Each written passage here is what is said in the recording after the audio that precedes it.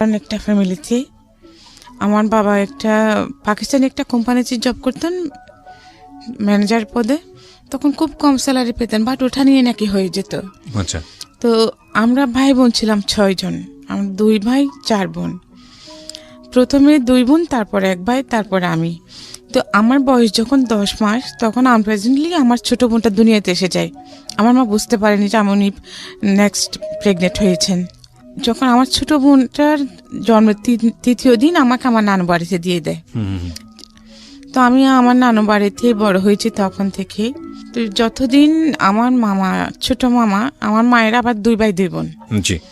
তো আমার ছোট মামা যতদিন বিয়ে করে নেয় ততদিন আমি সবার আদরেই ছিলাম, মামার আদরে ছিলাম, নানা নানির আদরে ছিলাম।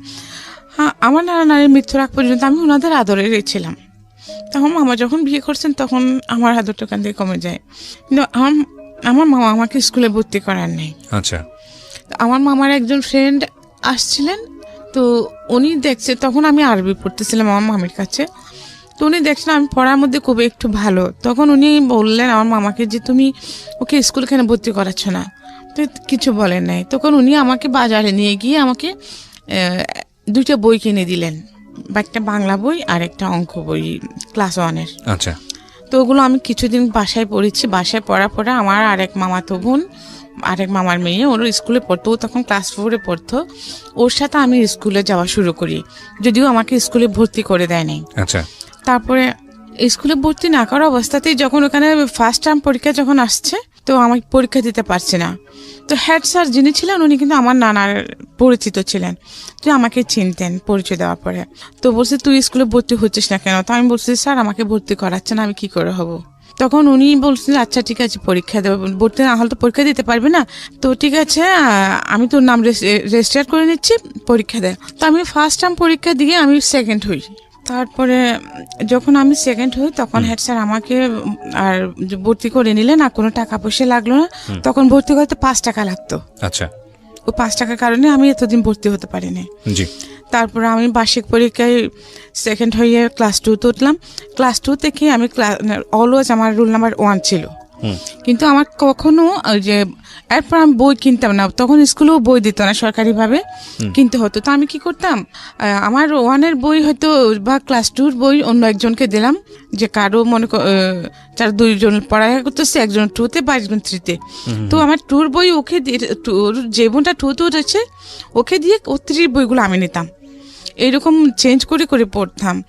আর আমাদের প্রত্যেক বছরই স্কুলে যে ফাংশনটা হতো, খেলাধুলা হতো, তো ওখানে আমি অনেকগুলো ইভেন্টে প্রাইজ পেতাম, যে রবীন্দ্রসঙ্গীত, নজরুল সঙ্গীত, দেশাত্মবোধক, তারপরে high jump, long jump, 200 meter, 400 meter দৌড়, স্কিপিং, সুই সুতা, এগুলো তো আমি অলওয়েজ ফার্স্ট হতাম।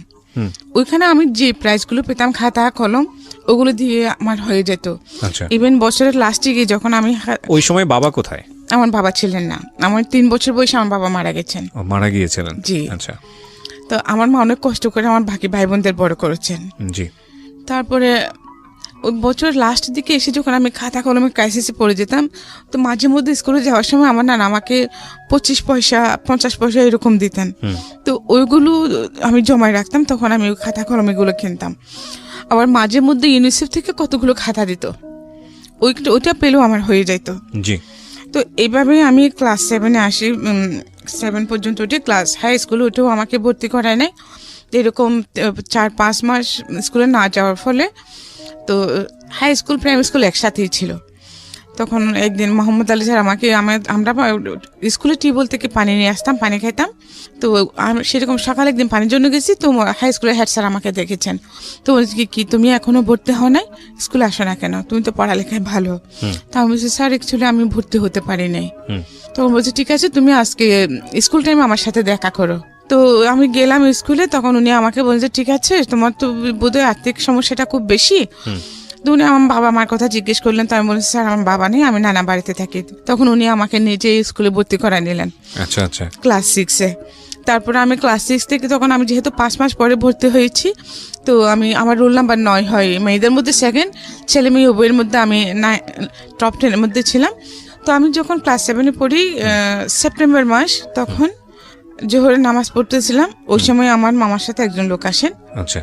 তো ওনারা আমাকে আমি ওনাদেরকে নাস্তা দিতে গেছি নামাজ পড়ে উঠে।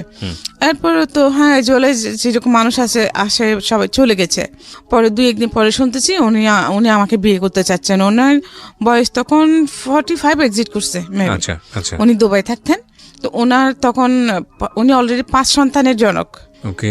ওনার 5টা ছেলে মেয়ে, ওনার সেকেন্ড মেয়ে আমার সমবয়সী। হ্যাঁ। তারপরে আমার মামা তখন বেকার ছিলেন। আমার মামা একটা ম্যাচ ফ্যাক্টরিতে চাকরি করতেন।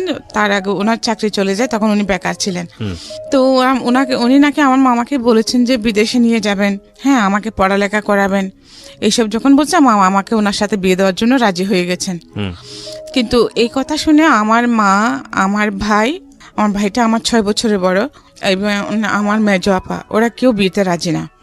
কিন্তু আমার মামা নাসুর বাঁধা, আমার মামা বলেছেন আমি ছোটবেলা থেকে বড় করেছি, আমি বিয়ে দিব, আর সে বেটার আর কিছু পাবো না। আচ্ছা। তো এখন সতীনের করে বিয়ে হলে কি হবে, সতীন ছাড়া বিয়ে হলে কি হবে, আমি এইগুলো কিছুই বুঝতাম না। তখন আমার 12 বছর চলতেছে মাত্র।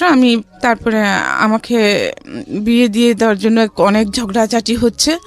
তখন আমার ভাই এক পর্যায়ে মারামারি পর্যন্ত লেগে গেছে আমার মার সাথে, আমার মামার সাথে। আমার মা ভাইকে লম্বা কিরিচ নিয়ে দৌড়ায় ছুটছেন। আচ্ছা। তারপরে এখন আমাকে তো আর যেতে দিচ্ছে না। আমার ভাই বলছে তুই আমার কাছে চলে আয়, ওদের সাথে আর থাকার দরকার নাই, কিন্তু আমাকে যেতে দিচ্ছে না। তখন আমার ভাই আমাকে ডেকে এনে বলতেছে যে দেখ তুই তো এগুলো বিয়ের সাথে কিছু বুঝিস না, তোকে যদি ওরা রাজি কিনা ওখানে কাজে আসবে, তোকে রাজি কিনা জিজ্ঞেস করলে তুই বলবি যে না তুই রাজি না। তুই যদি রাজি না হস তাহলে তোর বিয়েটা হবে না। তা আমি বলছি আচ্ছা ঠিক আছে। এরপরে যখন কাজে আসছে তো ওখানে সবাই, আমার মামা আরো ওখানে যত লোকগুলো ছিল ওরা তো সবাই বড় বড়, আমার ভাইয়া তো ছোট ছিল। তো আমাকে বলতেছে যে তুই রাজি তো? আমি কিছু বলতেছি না, আমি বলছি যে না। হ্যাঁ, তখন ওরা বলছে যে হ্যাঁ রাজি, মাথা নাড়াই জোর করে আমাকে মাথা নাড়ে, কিন্তু কাজই শুনে নাই আমার কথাটা, বলছে যে রাজি, বাস বিয়ে হয়ে গেছে। তারপর বিয়ে পরে ওখানে বিয়ে হয়ে গেল আপনার? হ্যাঁ, ওই লোকের সাথে আমার বিয়ে হয়ে গেছে। ওকে। আপনার ফ্যামিলি জানতো ওনার সম্পর্কে, জানতো যে ওনার আগে একটা বিয়ে আছে এরকম আছে? হ্যাঁ, সবকিছু জানতো। জেনে শুনে আপনাকে এভাবে বিয়ে দিল? জি, জেনে শুনে দিয়েছেন। ওকে। তো এটা কোনো নাকি ফ্যাক্টর না, পুরুষ মানুষের বয়সটা কোনো ফ্যাক্টর না। আচ্ছা, তার এগুলো আমি বুঝতামই না। তারপর আমাকে বিয়ে দিয়ে দিয়েছে।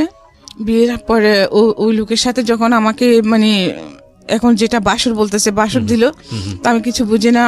আমাকে ওখানে রুমে ঢুকে দেওয়ার আগে আমার মামি বললো যে উনি যখন রুমে ঢুকবেন তুই ওকে সালাম করবি। তো উনি যখন রুমে ঢুকে যখন আমার হাত ধরে টানাটানি করছে, আমি দৌড় দিচ্ছি একদিকে, রুমের এক কোনায় চলে গেছি। তারপর দেখি উনি চুপচাপ বসে আছেন। তো হঠাৎ আমার মনে পড়ছে আমার মামি যে আমাকে বলছে ওনাকে সালাম করতে, তা আমি আবার গিয়ে ওনাকে সালাম করছি। ওকে। যদিও আমরা হাসছি, বাট বুঝতেই পারছেন যে কতটা আজকের আমাদের সামাজিক সচেতনতার জায়গা থেকে এই ধরনের ভয়ানক ব্যাপারগুলো চিন্তা করা যায়। জি, আমি যখন ওনাকে সালাম করেছি তখন উনি আমাকে ধরে ফেলছেন। তো ঠিক আছে, আমি বলছি সমস্যা নাই, তুমি ভয় পেও না, তুমি এমনি শো, তুমি ওইদিকে ওখানে বসে থাকার বা দাঁড়িয়ে রাখার দরকার নেই, তুমি ঘুমাও, তুমি তোমার মতো ঘুমাও। তো আমি ঠিক আছে, আমি এক পাশে শুয়ে গেছি। উনি বিদেশ চলে যাবেন আবার, 4 মাস ছিলেন, 4 মাসের মধ্যে এইসব এত কিছু করে ফেলেছেন। তো যখন চলে যাচ্ছেন তখন আমাকে ওনার সাথে করে ওনাদের বাড়িতে নিয়ে গেলেন। ওনাদের বাড়িতে নেন নাই, ওনার এক চাচার বাড়িতে নিয়েছিলেন। তো চাচা বাড়িতে নেওয়ার পরে ওখান থেকে তারপর দিন আবার ওনার মা এসে ওনাদের বাড়িতে নিয়ে গেছেন আমাকে। তারপরে উনি ওখানে আমাকে রেখেই দেন, উনি বাইরে চলে যান। তারপরে উনি চলে যাওয়ার পরে আমাকে আর আসতে দিয়েছিল মনে হয়। তারপরে যাই হোক, আমাকে ওখানে আমি বেশ কিছুদিন ছিলাম। থাকার পরে আবার আমার নানার বাড়িতে চলে আসি। তো আসার পরে আমি উঠান ঝাড়ু দিচ্ছিলাম প্রায় 3 মাস পরে। তো উঠান ঝাড়ু দেওয়ার পর আসরের নামাজের পরে তো ঝাড়ু দেওয়ার সময় হঠাৎ আমি অজ্ঞান হয়ে পড়ে যাই। আচ্ছা। তো আমার মামি দেখেছে, দেখার পরে আমাকে বাসায় নিয়ে যায়। বাসায় নিয়ে পানি টানি ঢালার পরে আমি সুস্থ হই, আমার জ্ঞান আসে। কিন্তু এরপর থেকে কেমন জানি আমি পাগলামি করি। আচ্ছা। হ্যাঁ, সবাই বলছে জিনের বাতাস লেগেছে, যেটা হয় গ্রামাঞ্চলে যেটা বলে। হ্যাঁ, এরকম। আমি 3 মাস কমপ্লিটলি এরকম ছিলাম। আচ্ছা। হ্যাঁ, কিন্তু এর মধ্যেও যে উনি যে আমাকে পড়ালেখা করাবেন বলেছিলেন, বাট উনি কিন্তু আমাকে পড়ালেখা আর করার নেই। হ্যাঁ, তো এরপর তো আপনি যেটা বলছিলেন যে ওনার আগের ওয়াইফ ছিল, সেখানে বাচ্চা কাচ্চাও ছিল, তো আপনাকে কি এটা ওই বাড়িতে নিয়ে গিয়ে তুলেছে নাকি অন্য কোনো বাড়িতে, নাকি তখন আপনি জানেন না বিষয়টা? না, ওনার এক চাচার বাড়িতে নিয়ে গেছিলেন, ওনাদের বাড়ি থেকে দূরে। ও আচ্ছা, তখন আপনি জানেন না ঘটনাটা, নাকি বিয়ের পরে জেনেছেন, বিয়ের আগে জেনেছেন? ওনার বউ আছে যে সেটা জানতাম। ও জেনে শুনে বিয়ে করেছেন? হ্যাঁ, আমি তো বিয়ে সম্পর্কেই জানতাম না। এক্স্যাক্টলি, আপনি তো সেটাই জানেন না, আপনার ফ্যামিলি জেনে শুনেই বিয়ে দিয়েছে। হ্যাঁ, আচ্ছা, বিয়ে কি সেটাই তো আমি বুঝতাম না। রাইট, তারপর? তো সেজন্য ওনার বউ থাকলে কি বা না থাকলে বা আমার তাতে কোনো একটা কিছু যায় আসে না। Right right. হ্যাঁ, তারপরে আমাকে ওনার চাচা বাড়িতে নিয়ে গেলেন, ওখানে আমি রাতে ছিলাম। তারপর দিন সকালে ও তো মানে এর মধ্যেই সব জায়গায় জানাজানি হয়ে গেছে, আমাকে সন্ধ্যায় নিয়ে গেছে। তারপরে মানে মাগরিবের পরেই সবার কাছে জানাজানি হয়ে গেছে যে উনার আমাকে ওখানে নিয়ে গেছে। ও যে সেকেন্ড ম্যারেজ করেছে ওই মেয়েটাকে এখানে নিয়েছে। মানে গ্রাম তো পাড়া প্রতিবেশী সবাই একদম আমাকে দেখতে আসতেছে। তো সবাই শুধু বলতেছে বুড়া হয়ে গেছে, বুঝছে বেড়া, যে এত সুন্দর একটা ছোট্ট একটা বাচ্চা মেয়েকে, তার মেয়ের বয়সী একটা মেয়েকে বিয়ে করলো, আর মানুষগুলো কেমন এমন বাচ্চা মেয়েটাকে এরকম একটা বুজ্জার হাতে দিয়ে দিল, সবাই এটা বলতেছে। তারপরে এলেন ওনাদের বাড়ি পিঠার মধ্যে, পরে আবার বাসায় চলে আসছে। তখন তো আপনি আপনার হাজবেন্ডের চাচার বাড়িতে। জি। তো ওইখান থেকে আপনি কি খবর নিচ্ছেন ওনার সম্পর্কে? আমি খবর নিচ্ছি না, তো খুব বেশি দূরে না। ও, ডিসটেন্সটা খুব বেশি দূরে না। আচ্ছা আচ্ছা। তো ওখানে যে ওই বাড়ির এই বাড়ির সবাই আমাকে দেখতে আসছে না, তো এরা কথাবার্তা বলতেছে, সেটা আমি শুনতেছি। আচ্ছা আচ্ছা আচ্ছা, ওকে। আমি শুনতেছি জাস্ট এটুকুই। তারপর দিন কি করছে, সকাল 9টার দিকে আমার শাশুড়ি আসছে, আসি বলে যে ছেলে যখন বিয়ে করছে ভালো হলো, আমার ছেলে খারাপ হলো, আমার ছেলে তো আমার ছেলে বিয়ে করছে কি আমি ফেলে দিতে পারবো, বউ এখানে কেন থাকবে, আমার ছেলে বউ আমার বাড়িতে যাবে। তো এইটা বলে আমাকে নিয়ে গেছে। তো ওনার ছেলে যাওয়া পর্যন্ত ওখানে ছিলাম, ওনার ছেলে যাওয়ার পরে ওখান থেকে আমি চলে গেছি আমাদের বাড়িতে। তো তারপরে বাড়িতে যাওয়ার পরে কিছুদিন পরে এই ঘটনা হলো যে আমি হঠাৎ অজ্ঞান হয়ে গেলাম। উনি যখন চলে গেছেন, যেদিন চলে গেছেন ওই রাতে, এরপর 2 রাত আমি ওখানে যতদিন ছিলাম আমার সত্যির সাথে একই বিছানায় ঘুমাইতাম। আচ্ছা আচ্ছা। তো হ্যাঁ, একদিন রাতে আমার ঘুমে যাওয়াতে দেখি কি উনি আমার চুল ধরে টানতেছেন।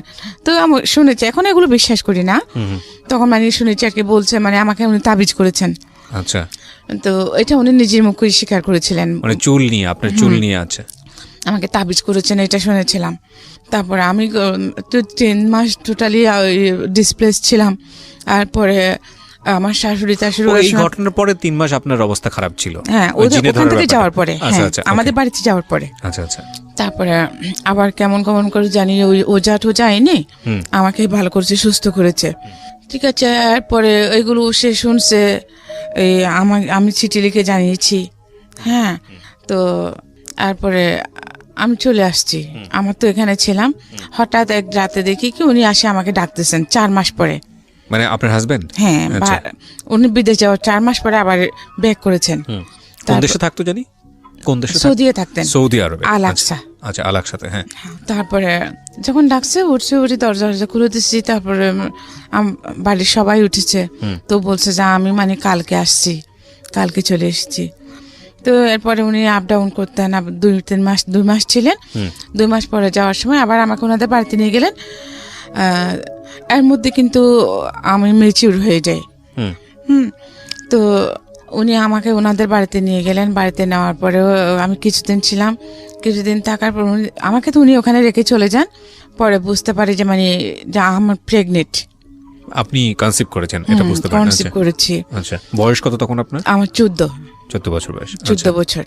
7 বছর বয়সে বিয়ে হওয়ার পরে আপনি 14 বছর বয়সে ওনার সঙ্গে 4 মাসের দেখা, আমি ঠিক বুঝতে পারছি না, মানে এত ছোট গ্যাপটা কিভাবে হয় আসলে? ওনার সাথে আমার বিয়ে হয় তখন আমার 12 বছর 2 মাস। আচ্ছা। হ্যাঁ, তো এরপর উনি অনেকদিন বাড়িতে ছিলেন। থাকার পরে যে ওই যে আমি হাসপাতাল নিল, থাকার পর উনি আবার দেশে বাইরে চলে গেলেন। আপনি বলছেন যে 7 বছর বয়সে আপনাকে দেখতে আসে, তাহলে ওটা কোনটা? আমি তো ক্লাস 7 এ, 7 বছর। ও আচ্ছা আচ্ছা, right. I am extremely sorry, আপনি তখন ক্লাস 7 এ। আমার নিজেরই ভুল হয়েছে, ঠিক আছে, সমস্যা নেই। আমি ক্লাস 7 এ তখন। ঠিক আছে, একদম ইউ আর পারফেক্ট। রাইট, বলেন তারপর। আমি কিন্তু জানতাম না যে প্রেগনেন্ট হয়েছে এটা, কিন্তু আমার খুব বমি হচ্ছিল, মাথা ঘোরাচ্ছিল। তখন এই আমার চাচি শাশুড়ি বলতেছে আর কি, আমার চাচি শাশুড়ি, আমার বড় যা, ওরা বলতেছে যে ছেলে আসতেছে এগুলো বললো। তার মধ্যে আমার না খুব বেশি জ্বর হয় তখন, যে বমি, মাথা ঘোরানোর সাথে জ্বর হলো। 105 হয়ে যায় জ্বর। তো ওনাদের ওখানে এলাকায় একটা ইমরান ডাক্তার নামে একজন ডাক্তার ছিলেন, ওনাকে এনেছেন। উনি যে পেশেন্টকে দেখেন ওখানে ওনাকে গ্লুকোজ স্যালাইন দিবেন, ওই যে কি ওখানে কি একটা ইঞ্জেকশন দেন, ওটা দিলে মাথা ঘুরায়, ইঞ্জেকশন স্যালাইনটা দিলে ভালো সুস্থ রোগীও অসুস্থ হয়ে যায়, মাথা ঘুরায়। এই কি জানি একটা ইঞ্জেকশন দেন ওখানে। তারপর আর উনি সবাইকে দিতেন, কার্মিলা নামের একটা সিরাপ দিতেন। আচ্ছা, সবাইকে মোটামুটি? হ্যাঁ, সব পেশেন্টকেই। ওকে। তো আমাকেও দেখে আমাকে স্যালাইন দিলেন, ইঞ্জেকশন দিলেন, সিরাপগুলো দিচ্ছেন। তো উনি স্যালাইন যখন আমাকে পুশ করে চলে যাচ্ছেন, সবাইকে বলে গেছেন যে মানে স্যালাইনটা শেষ হলে তোমরা, এটা শেষ হতে হতে রাত 11টা বাজবে প্রায়, তোমরা কাইন্ডলি খুলে নিও, তা না হলে রক্ত উঠে যাবে। তো সবাই ওনাকে শিওর করলেন যে হ্যাঁ খুলে নিবে। আমার অনেক দেবর ছিল, হ্যাঁ অনেক দেবর বলতে কি আমার শ্বশুরের 2 বিয়ে করেছে, আবার আমার চাচা শ্বশুরও 2 বিয়ে করেছে। 2 বিয়ে করছে, যে এরকম আমার শ্বশুর যখন মারা যান তখন আমার শাশুড়িকে আবার ওনার দেবরে বিয়ে করে। আচ্ছা। তো 2 বউ মিলে অনেকগুলা ছেলে মেয়ে। ওকে। তারপরে যে দেখি কি সবাই খাওয়া দাওয়া করে ঘুমিয়ে গেছে, কিন্তু স্যালাইন খোলার জন্য কেউ নাই। এটা রাতে যখন শেষ হয়ে গেছে, স্যালাইন শেষ হওয়ার পরে যে অনেকগুলো রক্ত উঠে গেছে, মানে স্যালাইনের রক্ত উঠে গেছে? হ্যাঁ, স্যালাইনের রক্ত উঠে গেছে শেষ হয়ে, কিন্তু কেউ আসছে না। আমি সবাইকে ডাকতেছি, কেউ নাই, সবাই ঘুমিয়ে গেছে। তো আমি কি তখন আমার শরীরে কাঁপুনি ছুটে গেছে ভয়ে। তো আমি কি করছি, আস্তে করে টেপটা খুলে কোনো রকমের সুইটা টান দিয়ে খুলে ফেলেছি। সুইটা টান দিয়ে খোলার ফলে এই যে ফিনকি দিয়ে রক্ত বেরোচ্ছে। হ্যাঁ, তো আমি ওইটা জানতাম না যে ওই যে যেখানে পুশ করছে ওই জায়গাটা চিপে ধরতে হবে। আচ্ছা। তারপরেও আমি কি জানি কেন জানি যখন ব্লাড বেরোচ্ছে তখন আমি চেপে ধরেছি, তারপর কিছুক্ষণ পরে ব্লাড বন্ধ হয়ে যায়। তো দেন আমার যে আমি ওয়াশরুমে যাব, কিন্তু আমার মাথা ঘুরাচ্ছে খুব, আমি উঠতে পারছি না, লাইট টাইট সব অফ। কিন্তু তো ওয়াশরুমে যাবো, যে আমার শাশুড়ি বারান্দায় শোন, হ্যাঁ আমার শাশুড়ি যেখানে শোন, আমার শাশুড়ি পায়ের নিচে বদনা থাকে দরজার ফাঁকের মধ্যে। আচ্ছা। তো ওখান থেকে বদনা নিয়ে বাইরে ওয়াশরুমে যেতে হয়। আচ্ছা। তারপরও আমি হাতটায় গেছি, তো ওখানে তো অন্ধকার, আমার শাশুড়ি পায়ের সাথে লেগে আমি পড়ে গেছি এই বদনা নিতে গিয়ে। তো আমার শাশুড়ি কে করে চিল্লে উঠছে, উঠে লাট দিছে। তো আমাকে দেখছে, বলো তুমি এখানে কি করতেছো?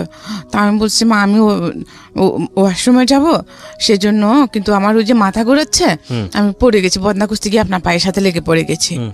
তখন উনি আমাকে ওয়াশরুমে নিয়ে গেলেন।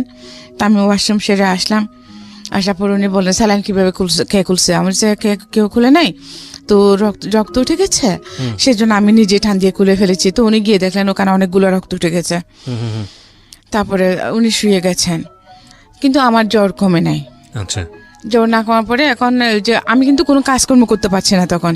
তা আমার সৌদিনী কি করছে, আমি কাজ করতে পারছি না, উনি কিন্তু এটা চালাকি করু আমাকে উনি রান্না বান্না করে খাওয়াতে হবে, সেজন্য যে উনি আমার ননদের বাড়িতে চলে গেছে সেটা কিন্তু আমি জানি না।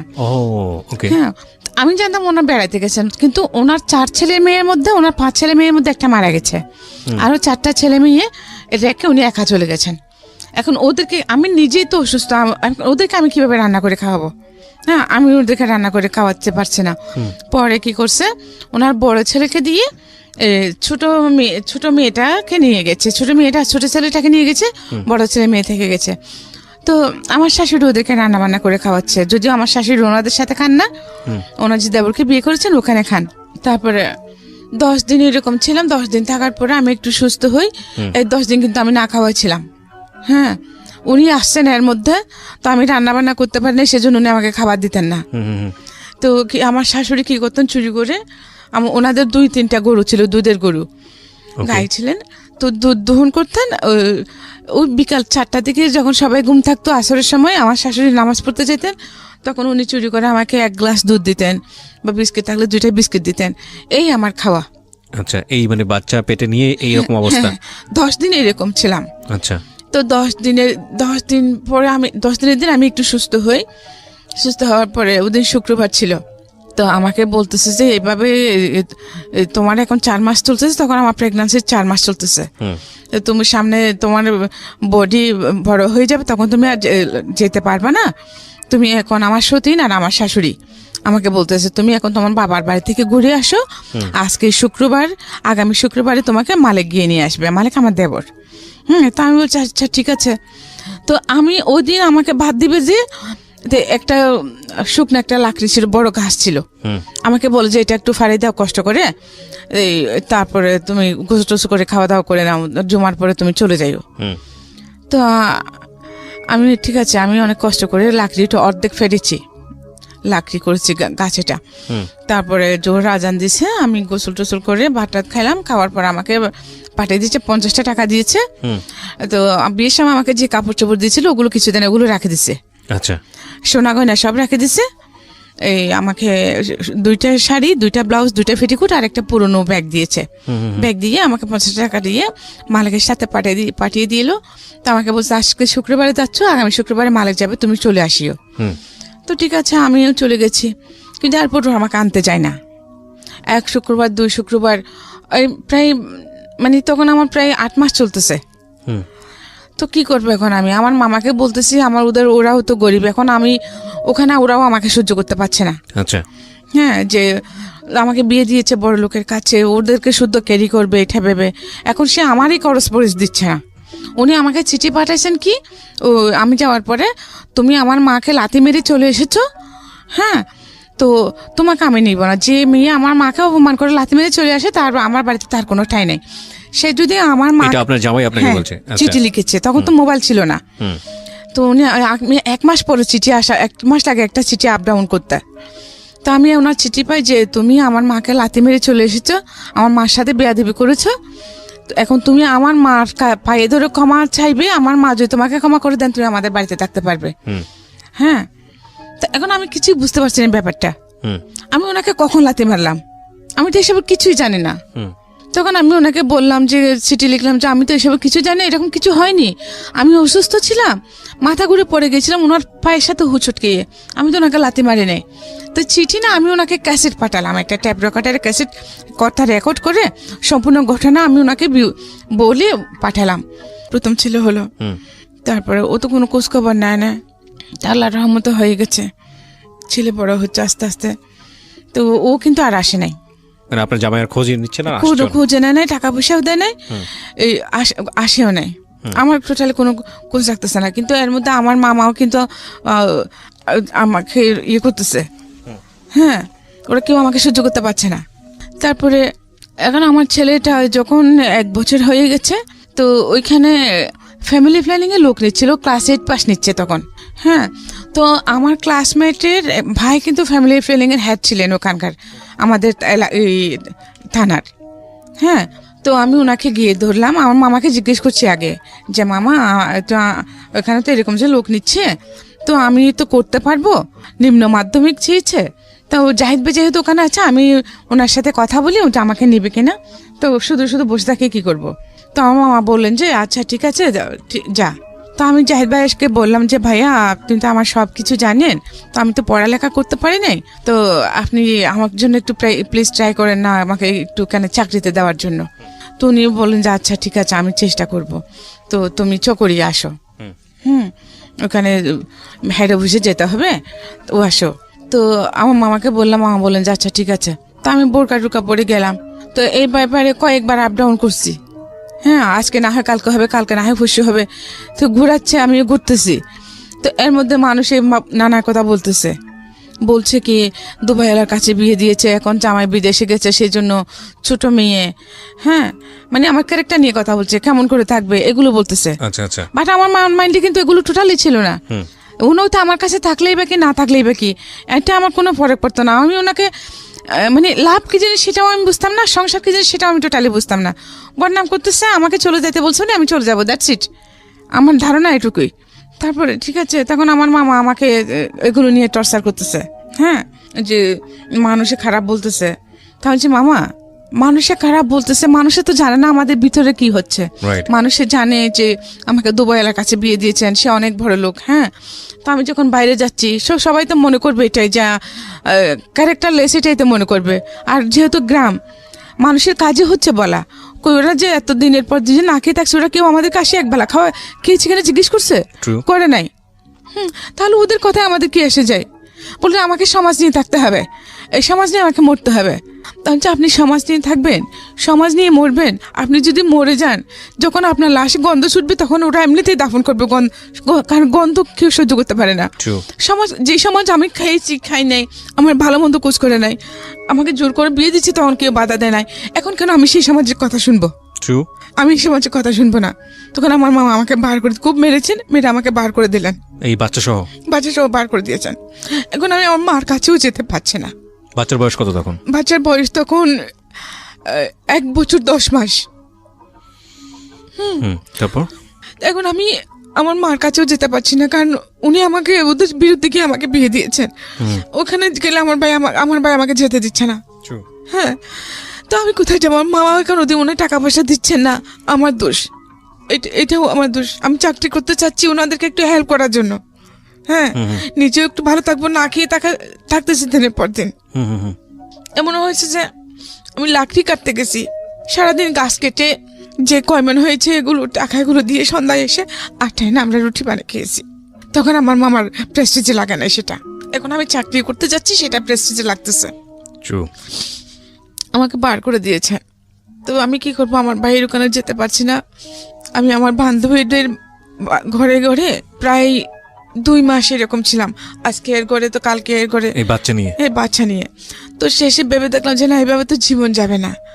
হ্যাঁ, আমি কি করবো? বাচ্চা নিয়ে করতে যাবে, বাচ্চা নিয়ে আমি কোনো কাজও করতে পারবো না। তখন আমার হাতে একটা CK5 ঘড়ি ছিল, বিয়ের সময় দিয়েছিল। এই ঘড়িটা বিক্রি করে একটা রেড কাউ দুধের টিন নিয়েছি। তখন 65 টাকা ছিল রেড কাউ দুধের টিনটা নিয়ে একটা হিন্দুর ঘরে আমার মাকে ডেকে এনে আমার ছেলেটাকে দিয়ে দিলাম। দিয়ে বলছে, মা তুমি ওকে দেখো, আমি শহরে চলে যাই। হ্যাঁ, এখানে আর কি বা করবো? দিকে ওখানে গার্মেন্টসে বলো মানুষের চাকরি করে, গার্মেন্টসে চাকরি করবো। আমাদের এলাকার একটা ছেলে বলেছিল এটা। মা বলেছে ঠিক আছে। আমি আমাকে দিয়ে কান্না করে করে শহরে চলে আসো ওনার সাথে, ওই ছেলেটার সঙ্গে। হ্যাঁ, পাড়া তো চাচাতো ভাই লাগে। আচ্ছা। তো উনি এনে আমাকে লালদিঘির পাড়ে হোটেল আলফা তাদের তুললেন। আচ্ছা। তো বলছে যে এখন তো সাদেখান আমার কোনো আত্মীয় স্বজনও নাই, তো তোকে নিয়ে আমি কোথায় থাকবো? ওই কক্সবাজার থেকে চিটাগাং এ আসলেন। হ্যাঁ। তো যে কদিন বাচ্চাটা আপনার মায়ের কাছে। হ্যাঁ, যে কদিন চাকরি না হয়, চাকরি তো আসার সাথে সাথে হয় না, খুঁজতে হবে। তো চাকরি যে কদিন না হয় আমরা এখানে থাকি। তো ঠিক আছে, থাকলাম। তো রাতে দেখি উনি আমাকে ফোর্স করছেন ওনার সাথে ফিজিক্যাল হওয়ার জন্য। হ্যাঁ, তা আমি বলছি যে না, আমি এরকম করবো না, আপনি যদি আমাকে জোর করেন আমি চিৎকার দেব। হ্যাঁ, তো উনি কিছু করেন নাই। সকালে উঠে উনি নাস্তার জন্য যাচ্ছেন বলে আমাকে হোটেলে ফেলে উনি চলে গেছেন। চলে গেছে হোটেল 2 তলায়। তো এখন আমি কি করবো? আমার হাতে তো কোনো টাকা পয়সা নেই, আমি হোটেলে বেরিয়ে থেকে দেবো, কি করব? সকাল 8টার সময় উনি বেরিয়ে গেছেন, 10টা বাজলো, 12টা, 1টা, 3টা বেজে, 2টা বেজে গেছে, কোনো খবর নাই। তারপরে আমার প্রচণ্ড ওরকম ক্ষুধা লাগছে। তা আমি ওইটারকে ওখানে হোটেল বয় আছে না, ওদেরকে বললাম যে কি কোনো খাবার পাবো কিনা। বলে টাকা দিলে না নাস্তা এনে দিতে পারবো, কারণ আমার কাছে তো টাকা নেই। বলে আপনার ভাই ছিল না ওখানে, আপনার ভাই এটা কোথায় গেছে? আমি উনি সকালে গেছেন, যে আসেন নাই। আমি কিন্তু এই শহরের পরিবেশ, গ্রামের পরিবেশ, এত পলিটিক্স এগুলো কিছু জানি না, বুঝি না।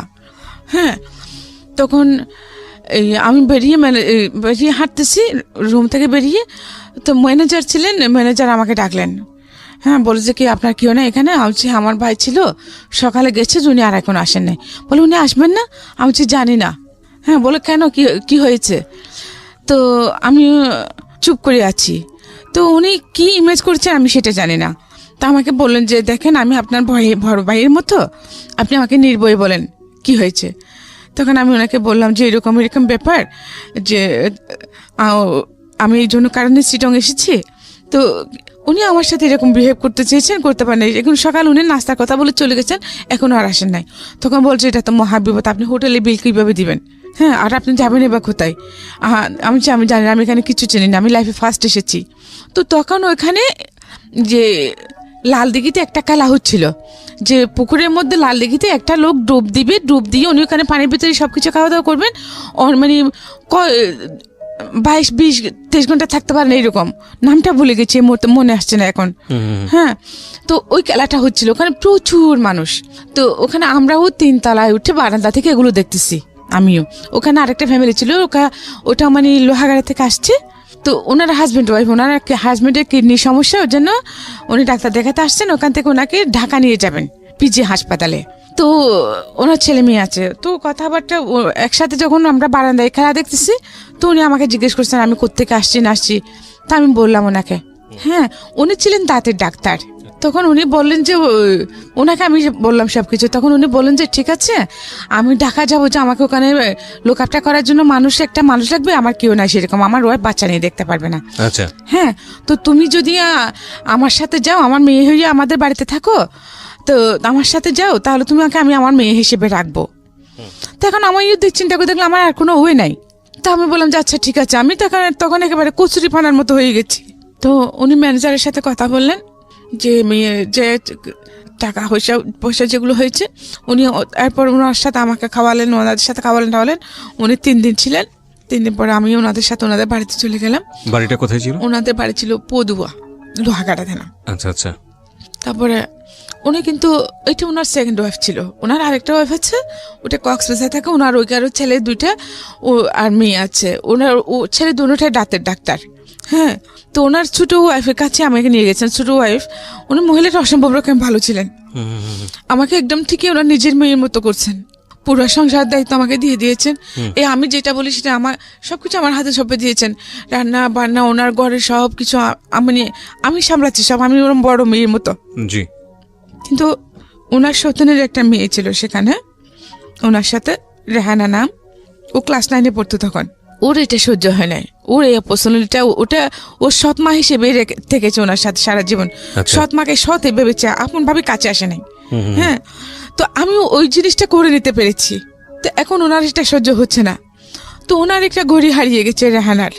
এখন উনি বলছেন ঘড়িটা আমি চুরি করেছি। আচ্ছা। তা আমি বলছি আমি নিই নাই। তো সন্ধ্যাবেলায় যখন আব্বু আসলেন, ওনার বাবাকে আমি বাবা ডাকতাম। আপনি বাবা ডাকতেন? হ্যাঁ। আচ্ছা, যিনি আপনাকে নিয়ে গেল ডাক্তার, ওনাকে বাবা ডাকতেন? বাবা ডাকতাম, ওনার ওয়াইফকে মা ডাকতাম। আচ্ছা। ওনার ছেলে মেয়েরাও আমাকে বোনের মতো জানতো। আল্লাহ বেঁচে আছেন কিনা জানে না, মারা গিয়ে থাকলে আল্লাহ জান্নাত দান করুন। তারপর তো উনি বলেন যে আমাকে জিজ্ঞেস করছে তুই কে নিয়েছিস? আমি বলছি না বাবা আমি নিই নাই, আমি ঘুরে দিয়ে কি করব? আপনি আমাকে আশ্রয় দিয়েছেন, এটাই আমার কাছে শুকর আলহামদুলিল্লাহ। আমাকে যে অপরচুনিটি আপনি দিয়েছেন, এটা আমার কল্পনাতীত। আমি ঘুরে দিয়ে কি করবো? ঘুরির দরকারই তো নাই। তো উনি সেটা বিশ্বাস করেছেন। উনি আমার ফেস দেখে বুঝতে পারছেন আমি সত্যি বলছি, কিন্তু ওনার মেয়ে বিশ্বাস করছে না। উনি আমাকে আমার পুরো বডিতে চেক করে দেখলেন, এখানে এখানে সবখানে হাত ঢোকা দিয়ে পাই নাই। তখন উনি আমাকে বাথরুমের ভিতরে নিয়ে গেলেন। উনি বলছেন যে আমি আমার গোপনাঙ্গের ভিতরে গড়িয়ে লুকা রাখছি। ওনার সৎ মেয়েটা? হ্যাঁ। সবখানে দেখার পরে আমি বলছি যে আমি খুব কান্না করতেছি, আমি তো কিছু বলার বাসা পাচ্ছি না। কলঙ্কিত হলাম, চুর হলাম, বাট চুরির জিনিসটা আমার কাছে পাইলো না। আমাকে এমন এমন জায়গায় চেক আপ করলো। তখন তারপর দিন ওই বাবা আমাকে একটা চিঠি লিখে দিলেন। ওনার এক ভাইয়ের ছেলের সাথে আমাকে কক্সবাজার পাঠিয়ে দিচ্ছেন ওনার ছেলের কাছে, যে তুমি ওখানে থাকবে, তুই ওখানে থাকবি, ও তোকে ডাক্তারি শিখাবে, দাঁতের কাজকর্মগুলি শিখাবে, তুই লাইফে কিছু করতে পারবি, এখানে তুই থাকতে পারবি না। হ্যাঁ, তুই এখান থেকে চলে যা। আমি চেয়েছিলাম তোকে আমার মেয়ের মতো রাখতে। আমি যেহেতু অসুস্থ মানুষ, আমি হাসপাতাল যাব, যেতে হয়, তো সাথে কাউকে পাই না। তুই থাকলে আমার ভালো হতো, সেজন্য আমি একজন, কিন্তু ওরা সেটা হতে দিবে না। তখন আমি বললাম যে বাবা আপনি যে আমাকে ওখানে পাঠাবেন, তো এখানে ওনার মেয়ে যদি এরকম হয় তাহলে ওনার ছেলেগুলো তো সেরকমই হবে। হ্যাঁ, তো বলে যে না আমার বড় ছেলেটা খুব ভালো, তুই ওর কাছে ওগুলো তোকে রাখবে। তো ঠিক আছে, আমাকে পাঠাই দিলেন। গেলাম, আমরা সন্ধ্যা 7টার দিকে গিয়ে পৌঁছলাম। তো খাওয়া দাওয়া করলাম। তো ওনার বড় ছেলে আর আস্তে আস্তে রাত অনেক হয়েছে, তখন আমরা ঘুমাই গেছি। হ্যাঁ, তারপরে সকালে উনি উঠে যখন ঘুম থেকে উঠছেন আমাকে ডাকছেন, আমি গেছি। তো চিঠি দিয়েছি। চিঠিতে উনি কি লিখে দিয়েছে সেটা কিন্তু আমি জানি না, হয়তো ওই কথা লিখেছেন। তারপর উনি বলেন যে আচ্ছা ঠিক আছে, সমস্যা নাই, তুমি এখানে থাকো, আমি তোমাকে আমার চেম্বারে নিয়ে যাব, তুমি ওখানে ওগুলো শিখতে পারবা। তো ঠিক আছে, সকালে উনি আগে চলে গেছেন। তারপরে আমাকে মানে একটা লোক দিয়ে, ওনার ছোট ভাই মনে হয় সেটা, আমাকে নিয়ে গেছেন। এরকম কয়েকদিন ছিলাম। এরপরে দেখি আরেকদিন আমি যখন ওনার চেম্বারে গেছি, ওখানে মানে কিভাবে দাঁত বানাবে এগুলো দেখতাম, গরম পানি দাও দিতাম, এটা করো ওইটা করো। উনি যখন চিকিৎসা করতেন তখন আমি ওনার সাথে থাকতাম, যে ওখানে যে যন্ত্রপাতিগুলো লাগতো ওগুলো ওনাকে দিতাম আর কি, এরকম করতাম। তারপরে দেখি হঠাৎ একদিন 11টার সময় ভাবি ওখানে উপস্থিত হুম। চেম্বারে। তো উনি বলছেন যে ওনার একটা মেয়ে ছিল তখন, উনি বলছেন যে কি আমিও আজকে থেকে এখানে চেম্বারে থাকবো। তো স্যার, আমি ওনাকে স্যার ডাকতাম আবার। তো স্যার বলেন যে কেন? বলে না, ও যখন এখানে থাকবে তোমার সাথে কাজ করবে, আমিও এখানে থাকবো, আমি বাসায় যাব না। তো উনি বুঝতে পারছেন কি উনি সেটা কেন বলেছেন। তো আমিও কিছুটা যে বুঝি না, তা আমিও বুঝলাম। তো ঘুরে ফিরে ওই একটাই ঘটনা যে আমার সাদা চামড়াটাই সব দেখে আমার জন্য কালো হয়ে দাঁড়ায়। তো ওগুলো নিয়ে ওনাদের মধ্যে বোধহয় ঝগড়াঝাটি হয়েছে। উনি একটা সময় গিয়ে 15-20 দিন পরে উনি আমাকে বলেন যে বোন, আমারও তোকে রাখা আমার পক্ষে সম্ভব না, আমার সংসার ভেঙে যাবে, তুই অন্য কোথাও চলে যা। তো আমি বললাম যে আমি কোথায় যাব, আমার তো যাওয়ার কোনো ঠাঁই নেই। উনি আমাকে 500 টাকা দিলেন, বাড়িতেও ঠাঁই নাই, বাবার বাড়ি নাই, শ্বশুর বাড়ি নাই, নিজের থাকার কোনো ঠাঁই নেই। একটা ছেলে আছে, সেটা কোথায় সেটাও জানে না, মাকে দিয়ে আসছি। থাক, এইভাবে বেঁচে থেকে কি করবো? উনি আমাকে 500 টাকা দিলেন। 500 টাকা নিয়ে আমি যে একেবারে সাগরের পাড়ে চলে গেছি। তা বাঁচবো না, কিসের জন্য বাঁচবো? আমার যখন কিচ্ছুই নেই। তার উপরে যে মানুষের বাসায় কাজ করবো ওইরকম আমাকে রাখে না। আমার সাদা চামড়াটা দেখলে কেউ আমাকে কাছে বুয়া হিসেবে রাখে না। তারপরে আমি ডিসিশন নিলাম যে আমি মরেই যাবো। তো আমি সাগরে ঝাঁপিয়ে পড়ি। তখন দেখতে পাচ্ছিলাম শুধু একটা স্পিড বোট আসতেছিল, ছোট স্পিড বোটগুলো 2জন লোক ছিল। ওরা আমাকে তুলে নিয়েছে। লোকটা ছিল খ্রিস্টান, জন ব্যাপটিস্ট নাম। উনি মেরিন ইঞ্জিনিয়ার ছিলেন। পরে জেনেছি উনি আমাকে তুলে নিয়ে কক্সবাজার সদর হাসপাতালে নিয়ে গেছেন। 2 দিন ওখানে থাকার পরে সুস্থ হয়ে করে উনি আমাকে জিজ্ঞেস করলেন তুমি কেন সুইসাইড করতে চাইছো? আমি বলছি আমি বেঁচে থেকে বা কি করবো, আমি কি হয় দুনিয়াতে, যেখানেই যাই সেখানেই আমার জন্য বাধা, কিভাবে বাঁচবো আমি? তখন উনি বললেন যে তুমি কি আমার কথা শুনবা? যে কি শুনবো, সবাই তো আশ্বাস দেয় যে যেটা বলে সেটা করি, ফলাফল তো সে জিরোই, আর কি শুনবো? তা আপনিও হয়তো সেরকমই কিছু করবেন, ব্যতিক্রম কিছু তো হবে না। বলে যে না, সেরকম কিছু না। আমার 2টা বোন আছে। আমার একটা বোন সিটং সিটিতে থাকে জামাই নিয়ে, তার 2টা ছেলে আছে, সে গার্মেন্টসে চাকরি করে ফিরিপুটে। তুমি যদি আমার সাথে আমাদের বাড়িতে চলে যাও। আমার 2 বোন তখন ওনার কাছে গেছে, বল দৌড়াচ্ছিস কেন? আর ওখান থেকে একটা লোক ছিল, ওই লোকটাকে আমি স্যান্ডেল দেখাইছিলাম, কারণ আমি ওনাকে দেখে ভয় পেয়েছি সেজন্য। যাই হোক, উনি আমাকে কিছু করেন নাই। উনি অসম্ভব রকম সুন্দর ছিলেন, লোকটা অসম্ভব সুন্দর, কিছু করেন নাই। আমি চাকরি করতেছি, এর মধ্যে আমাকে যে এক লোক আমাকে তুলে নিয়ে আসে। কিভাবে ঘটনাটা? তখনও মানে ওই দিন আমাদের প্রোডাকশন ছিল না। হ্যাঁ, লাঞ্চ আওয়ারে ছুটি দিয়ে দেয়। লাঞ্চ আওয়ারে না, লাঞ্চের পরে 3টার দিকে ছুটি দিয়ে দেয়।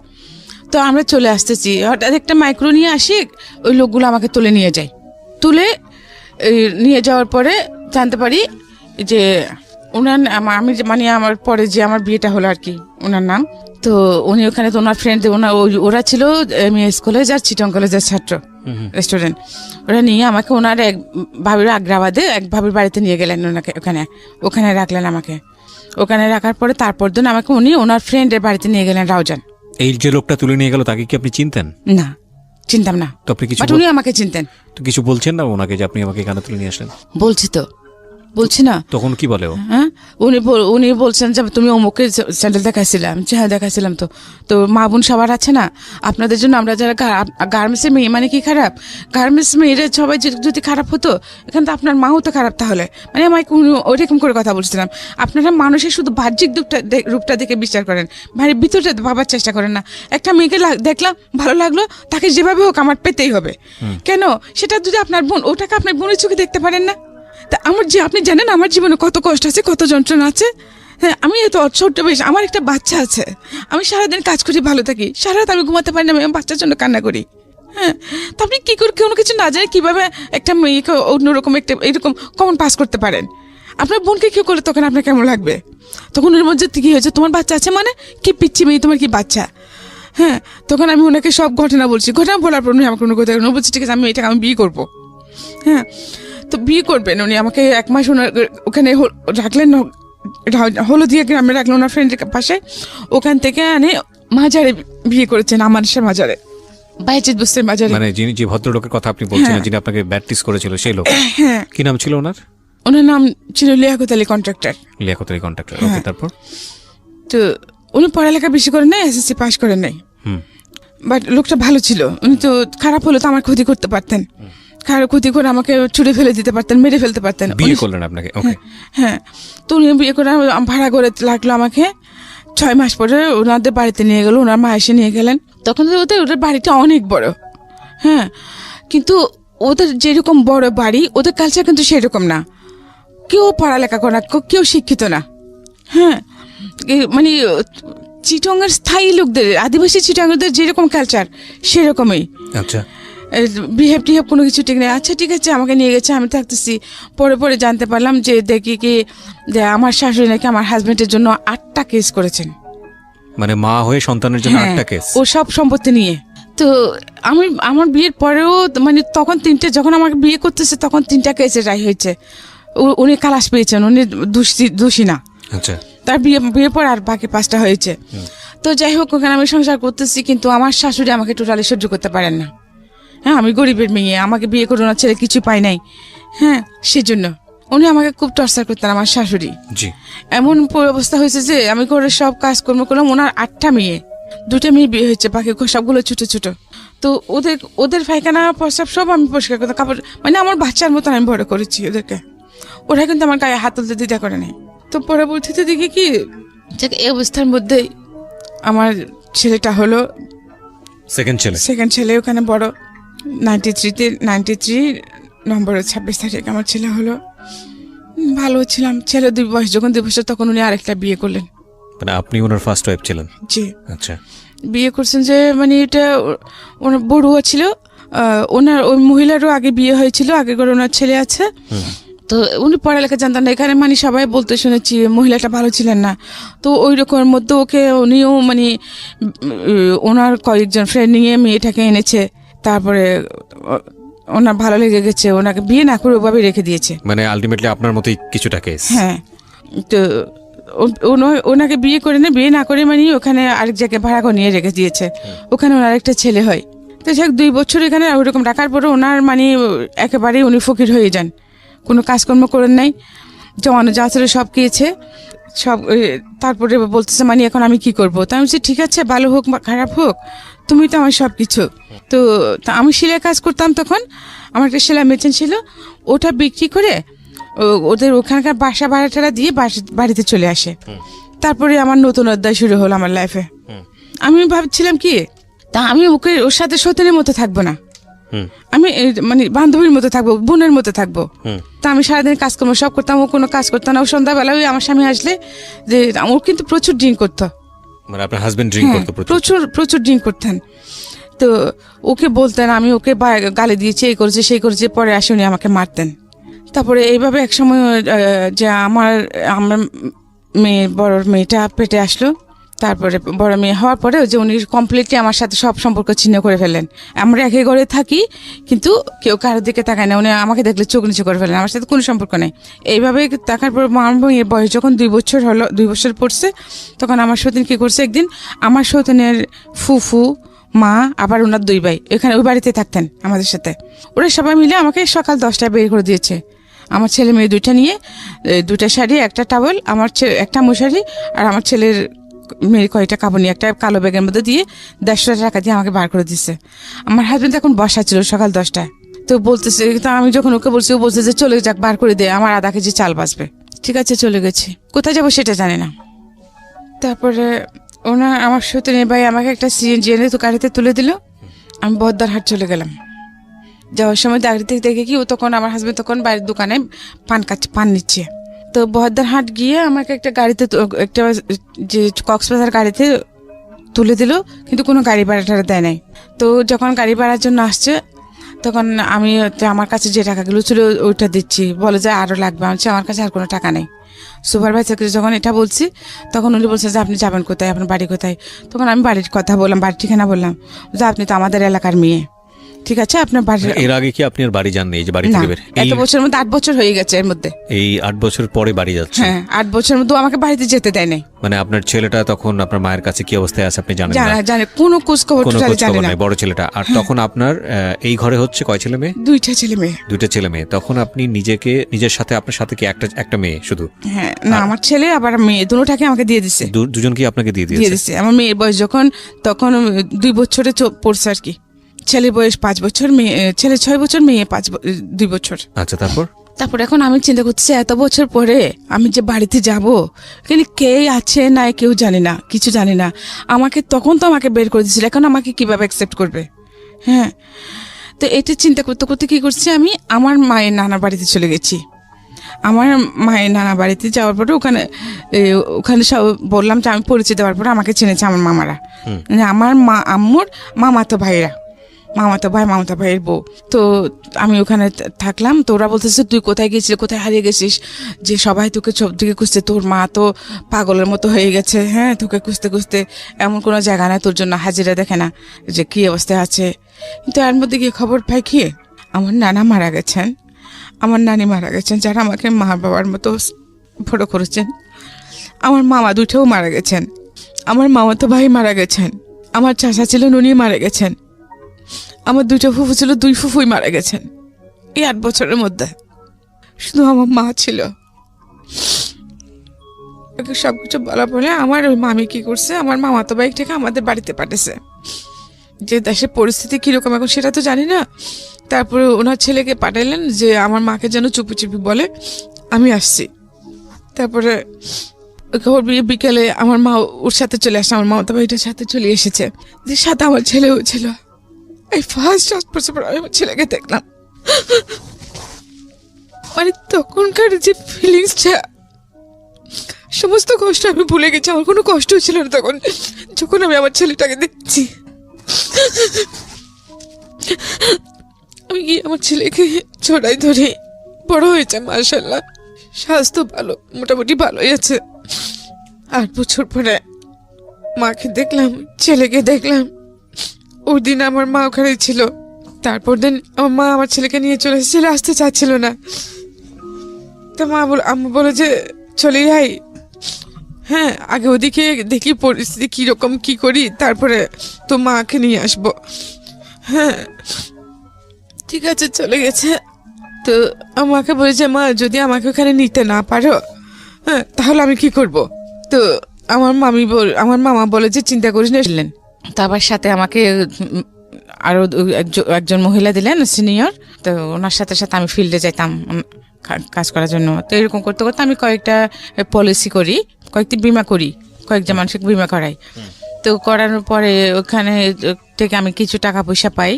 টাকা পয়সা পাওয়ার পরে কয়েকটা বিমা করে না, 1 লাখ টাকার বিমা করালে আমি ওখানে 7-8 হাজার টাকা পাইতাম। তো আমি একসাথে কয়েকটা যখন বিমা করে আমি বেশ কিছু টাকা পাই। তো ওই টাকাগুলো দিয়ে আমি কি করলাম, আমার মাকে একটা 2 রুম করে একটা টিনের ঘর করে দিলাম। আচ্ছা, টিনের ঘর করে দিলাম। ঘর করে তারপর আমার মাকে নিয়ে আমি এখানে থাকতেছি। থাকার পরে কিন্তু এখানে যে আমি একটু এমনিতে তো খুব সুন্দরী ছিলাম, তারপরে একটু যে স্টাইলিশ চলাফেরা করতাম। তো এটা কিন্তু তখনও পর্যন্ত আমাদের সমাজ অ্যাকসেপ্ট করতেছে না। এমনি সবাই যে আমাদের এলাকার ওইখানে কিন্তু ম্যাক্সিমাম মানুষ শিক্ষিত, পড়ালেখা করে, সবাই খুবই কিন্তু মোটামুটি যে স্টাইলিশ চলাফেরা করে। বাট আমারটা অ্যাকসেপ্টেবল না, যেহেতু আমি গরিবের মেয়ে। তারপরে ওখানে সবাই বলতেছে যে আমার মামাতো ভাইরা, আমার ভাইরা, চাচাতো ভাইরা, যে তুমি এখানে আসলে থাকতে পারবে না, তুমি একটা কাজ করো, তুমি সিটিতেই চলে যাও। তো পরে ভাবলাম যে আচ্ছা ঠিক আছে। তখন আমি কি করলাম যে আমার মাকে তো ঘর একটা করে দিয়েছি। তো আমি কিছু টাকা পয়সা জমিয়ে ওগুলো নিয়ে তা আমি সিটিতে চলে আসি। আসলে আমি সিটিতে আসার পিছনে আরেকটা কারণ ছিল, আমি সিটিতে আসতাম না। হ্যাঁ, সবচেয়ে বড় কারণ যেটা ছিল সেটা হচ্ছে কি, আমি এরকম এই যে ইন্স্যুরেন্সের কাজ করি, এই পলিসি আনতে গিয়ে এক জায়গায় একটা রাতে মানে আমাদের ব্রাঞ্চ ম্যানেজারের সাথে গিয়েছিলাম। তো ওখানে যে জায়গায় আমাকে নিয়ে গিয়েছিল, ওখানে আমাদের 2জন ব্রাঞ্চ ম্যানেজার ছিলেন। হ্যাঁ, তো সাথে আমিও ছিলাম, আমাকে নিয়ে গেছিল, পলিসিটা আমারই ছিল। তো ওই রাতে আমি ওখানে রেফট হই। কি বলেন? হ্যাঁ, ওদের এলাকাটা ওদেরই ছিল। তো যে কারণে আমি এটা আমাদের এখানে প্রেসিডেন্টকে বিচার দিয়েছি, কিন্তু কিছুই হয় নাই। আচ্ছা, কোনো হ্যাঁ, কেস কাছারি করেনি, মামলা করেনি? না। তো এখন মামলা তো করবো যে আমার যেহেতু বাচ্চা কাচ্চা আছে, আমার ওখানে তো এমনিতেই ওখানে পরিস্থিতি তো সেরকম ছিল না, তখন আরো বেশি খারাপ হয়ে যাবে। আজকের মতো পরিস্থিতি ছিল না, না, এখনকার মতো পরিস্থিতি তখন ছিল না।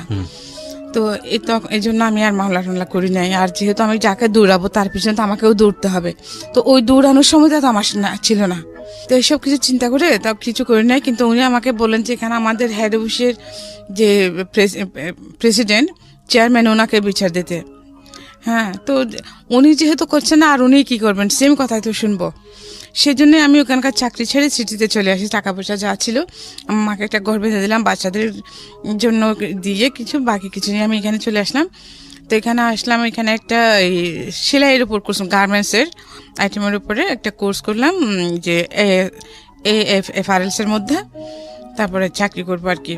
কোর্সটা শেষ হল 3 মাসের কোর্স। তো উনি বললেন যে আপনি এখানে কোর্সটা শেষ করলে আমরা আপনাকে ভালো জব দেবো গার্মেন্টসে, যেহেতু আমার পড়ালেখাও তেমন নেই।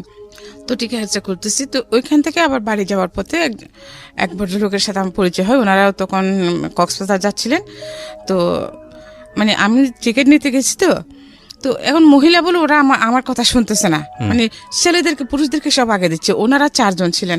তখন আমি বললাম যে ভাইয়া আমাকে একটা টিকিট নিয়ে দেন, আমি অনেক যাবো দাঁড়িয়ে আছি, বাট উনি আমার কথা শুনতেছেন না, বদ্দারহাট। তারপরে উনি আমাকে ওই টিকিট নিয়ে দিলেন, এবং ওনারা 4 জনের জন্য সার্সি নিয়েছেন, আর পিছনের সিটটা আমার জন্য নিয়েছেন। তো কি করছেন, এখন আমার পাশে আরেকটা লোক বসছে, তা আমি এখানে। তো শেষ আমি ওনাকে বললাম, উনি ওটা বুঝতে পারছেন যে আমি আনইজি ফিল করছিলাম। তো উনি বললেন যে আপনি যদি আনইজি ফিল করেন আমি কি ওদিকে আসবো? তা আমি বলছি যে হ্যাঁ আসেন। ওনার সাথে কথাবার্তা বলে একটু পরিচয় হয়েছে ওনাদের সাথে। তো আমি বলছি ঠিক আছে আপনি আসেন। তখন ওই ভদ্রলোকের তুলে দিয়ে উনি বসলেন ওখানে। তো ওনার সাথে পরিচয়, তারপরে মাঝখানে গাড়ি বিরতি নিল, ওখানে খাইতে নামলাম আমরা। ওনারা বলেন মানে আমি শুদ্ধ খাবো। নেমেছি, কিন্তু যে রেস্টুরেন্টে আমরা খেতে ঢুকেছি ওখানে আমার বড় আপার দেবর ছিল একটা। আচ্ছা। তো উনি আমাকে যখন দেখছেন, তো উনি খেয়ে উঠেছেন, আমাকে দেখার সাথে সাথে উনি অর্ডার দিয়ে দিয়েছেন আমার জন্য। তখন আমি আর ওদের সাথে খাই নাই, খাইলাম। তো ওনারা যখন ফ্রেশ হয়ে আসছেন, তো আপনি খেতে বসছেন, আমি হ্যাঁ, আমি পরিচয় করে দিলাম। ও যে আচ্ছা ঠিক আছে। তো উনি আমাকে আমার চিটংয়ে আমি যেখানে শিখি ওখানকার অ্যাড্রেস নিয়ে নিয়েছেন।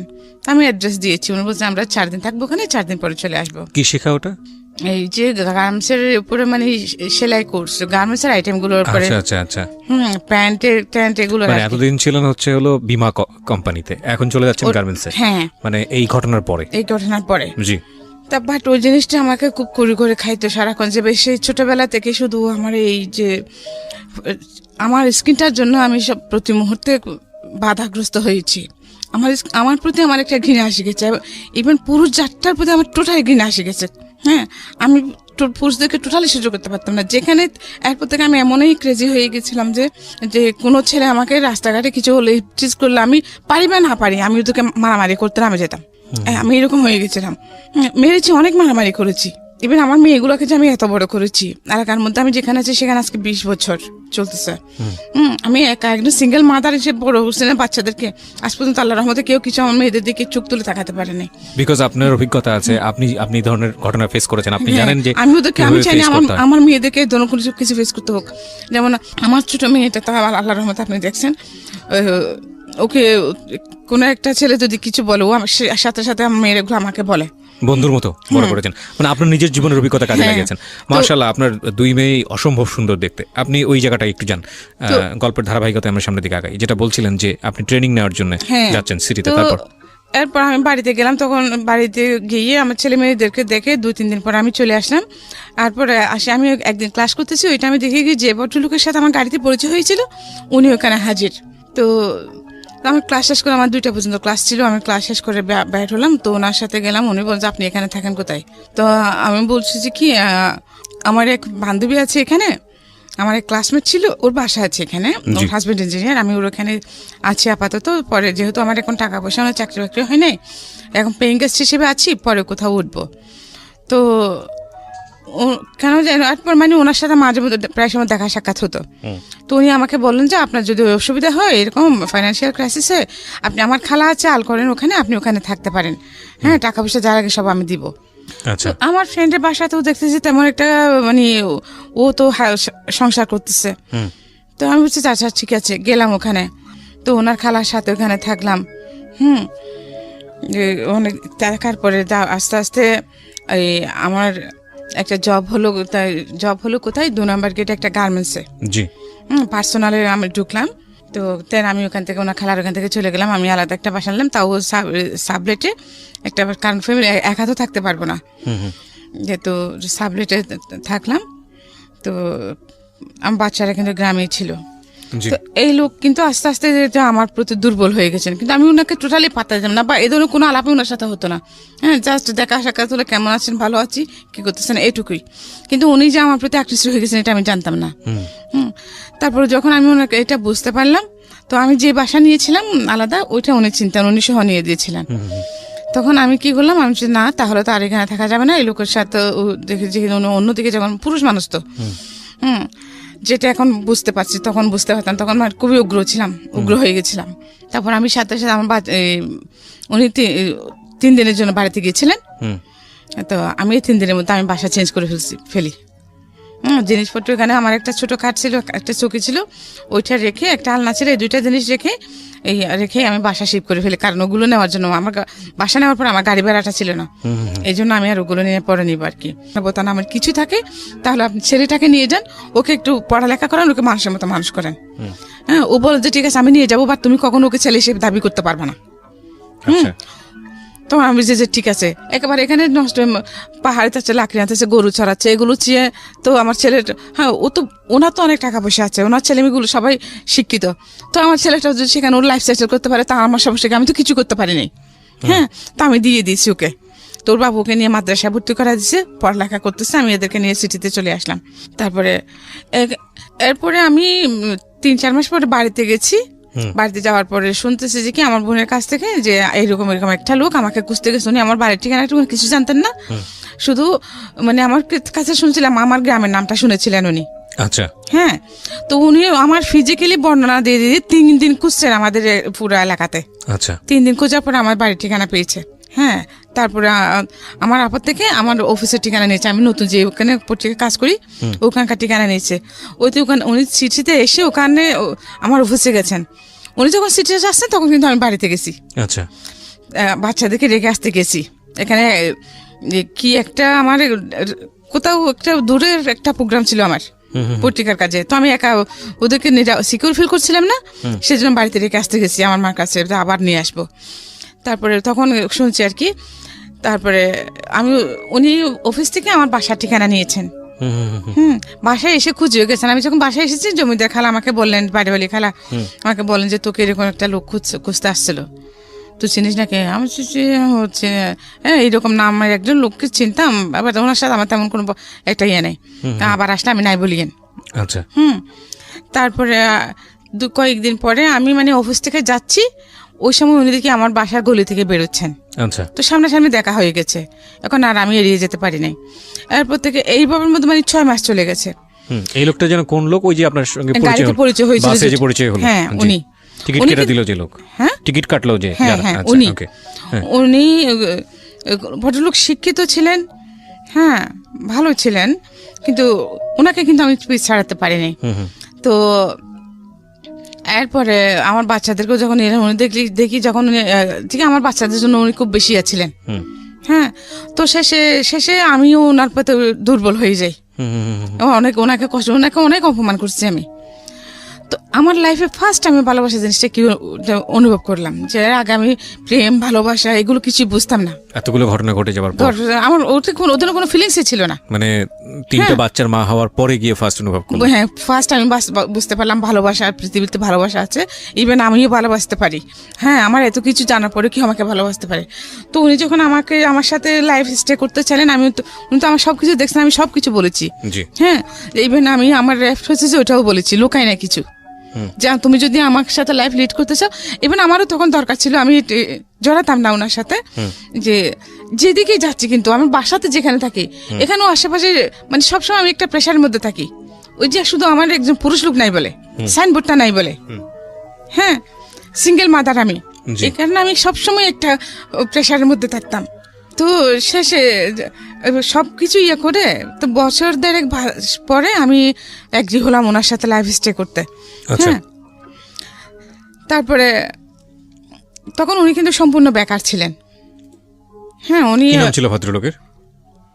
আমি কি নামটা বলতে চাচ্ছেন না? নামটা হ্যাঁ বলতে ঠিক দিতে আছে, চাচ্ছি। সমস্যা নেই। হ্যাঁ, তারপর? তারপরে কিন্তু থাকতেছি যে ওনার টাকা পয়সা ছিল না, তখন উনি বেকার ছিলেন, আমি জব করতেছি, সবকিছু আমি করতাম। তো যে 1-1.5 বছর যে লোকটাকে আমি প্রতি মুহূর্তে অপমান করেছি, হ্যাঁ, মানুষ একটা মুরগি থাকলে ওটার প্রতি একটা মায়া বসে যায়। তো উনি কিন্তু সবকিছু নীরবে সহ্য করছেন।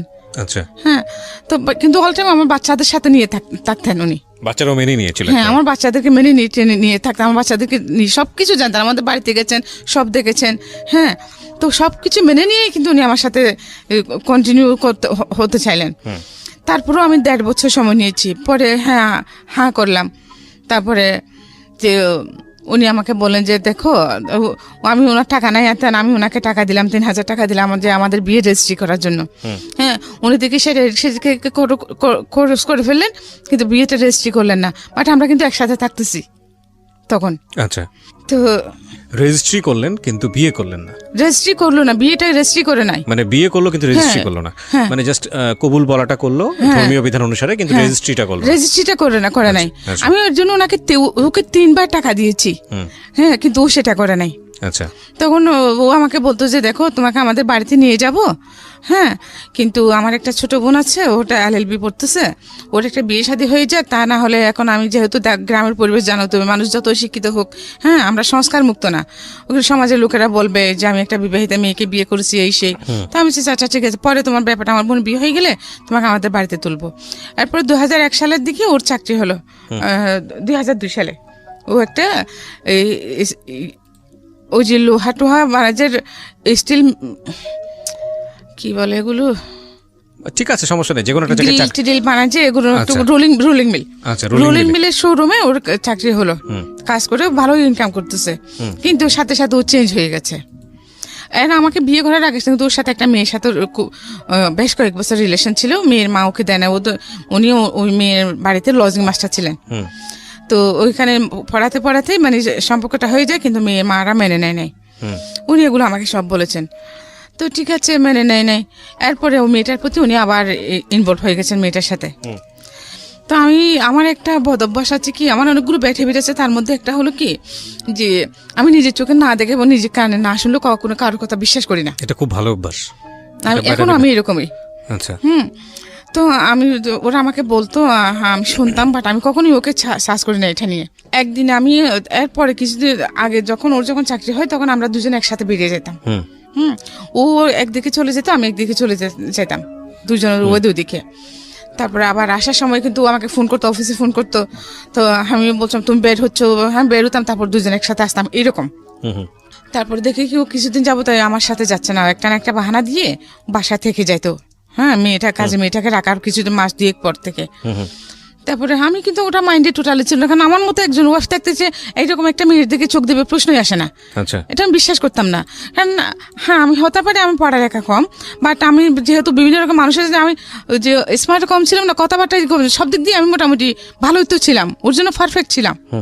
হ্যাঁ, আমাকে দেখলে তো এখন পর্যন্ত কেউ বলেন যে আমার এত দুঃখ কষ্ট বা আমি গরিব, এটা কেউ বিশ্বাস করতে চায় না। হ্যাঁ, যে আমার অ্যাটিটিউড দেখে মনে হয় না আমি গরিব, এটা মনে হয় না, এটা কেউ বিশ্বাস করে না।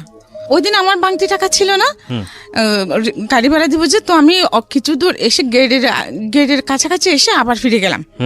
ফিরে গিয়ে যে মানে গেছি, মানে ওর থেকে টাকা নিবো আর কি, খুচরা টাকা নিবো গাড়ি ভাড়া দেওয়ার জন্য। তো দরজা তো এমনি আবজানো ছিল, হোক লাগাই নাই, ঠেলা দিয়েছি ঢুকে, যে আমার ছেলে মেয়ে দুটোটা ভিতরের রুমে, সামনের রুমে দেখি ও মেয়েটাকে জড়িয়ে ধরে চোখ বন্ধ করে আছে, মেয়েটা ওকে জড়িয়ে ধরে দাঁড়িয়ে আছে দুজনে। আমার বাসার কাজের মেয়ে? হ্যাঁ, আমার বাসার কাজের মেয়ে আর আমার হাজবেন্ড। হ্যাঁ, একজন একে অপরকে জড়িয়ে ধরে দাঁড়িয়ে আছে, দুজনের চোখ বন্ধ। তখন মানে আমার মাথা ঘুরে উঠছে। তো আমি ওকে নাম ধরে ডাক দিলাম, ডাক দেওয়ার সাথে সাথে ও চমকে মেয়েটাকে ছেড়ে, যে মেয়েটাও মাথা নিচু করে দাঁড়িয়ে থাকছে। ও প্রথমে কিছু মতো বলছে তোর ছেলে বলছে যে তুই আমাকে চেক দিতে আসছিস না, পাঠটা কিন্তু আমার মাইন্ডে, আমি কিছু টাকার জন্য। তারপরে এটা বলে ও কি করছে, আমাকে এরকম করে ধরে ধাক্কা দিচ্ছে যে আমি নিচে পড়ে গেছি সিঁড়ি থেকে, সাথে সাথে অজ্ঞান হয়ে গেছে। আমার এখানে প্রচন্ড আঘাত লাগছিল। তারপর ও কিন্তু আমাকে প্রচন্ড টর্চার করতো, খুব বেশি মারতো। তারপর আমি ওকে প্রচন্ড রকম ভালোবাসতাম, আমাকে যেরকম মারতো ওরকম ভালোবাসতো। ভালোবাসাটা আমি ওর কাছে শিখেছিলাম। ভালো আমাকে মারার কারণ হচ্ছে ও আমাকে খুব সন্দেহ করতো। তো এই ঘটনার পরে কি দাঁড়ালো, কি করলেন?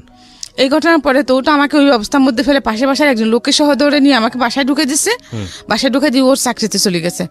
তো তারপরে আমার 11টার দিকে যখন আমার সেন্স আসছে, তখন দেখি কি আমার ছেলে মেয়ে দুইটা আমার বুকের উপর পড়ে আছে, ঝুঁকি আছে আমার মুখের দিকে। তারপরে আমি অ্যাপ্রন পড়তাম অফিসে যাওয়ার সময়, আমি হ্যাঁ। তো ওইভাবেই আমি উঠলাম। ওঠার পরে ওদেরকে জিজ্ঞেস করছি, ওরা বলছে স্যার ওরা আব্বু ডাকতো। আচ্ছা, হ্যাঁ, ওটা আব্বু তো চলে গেছে।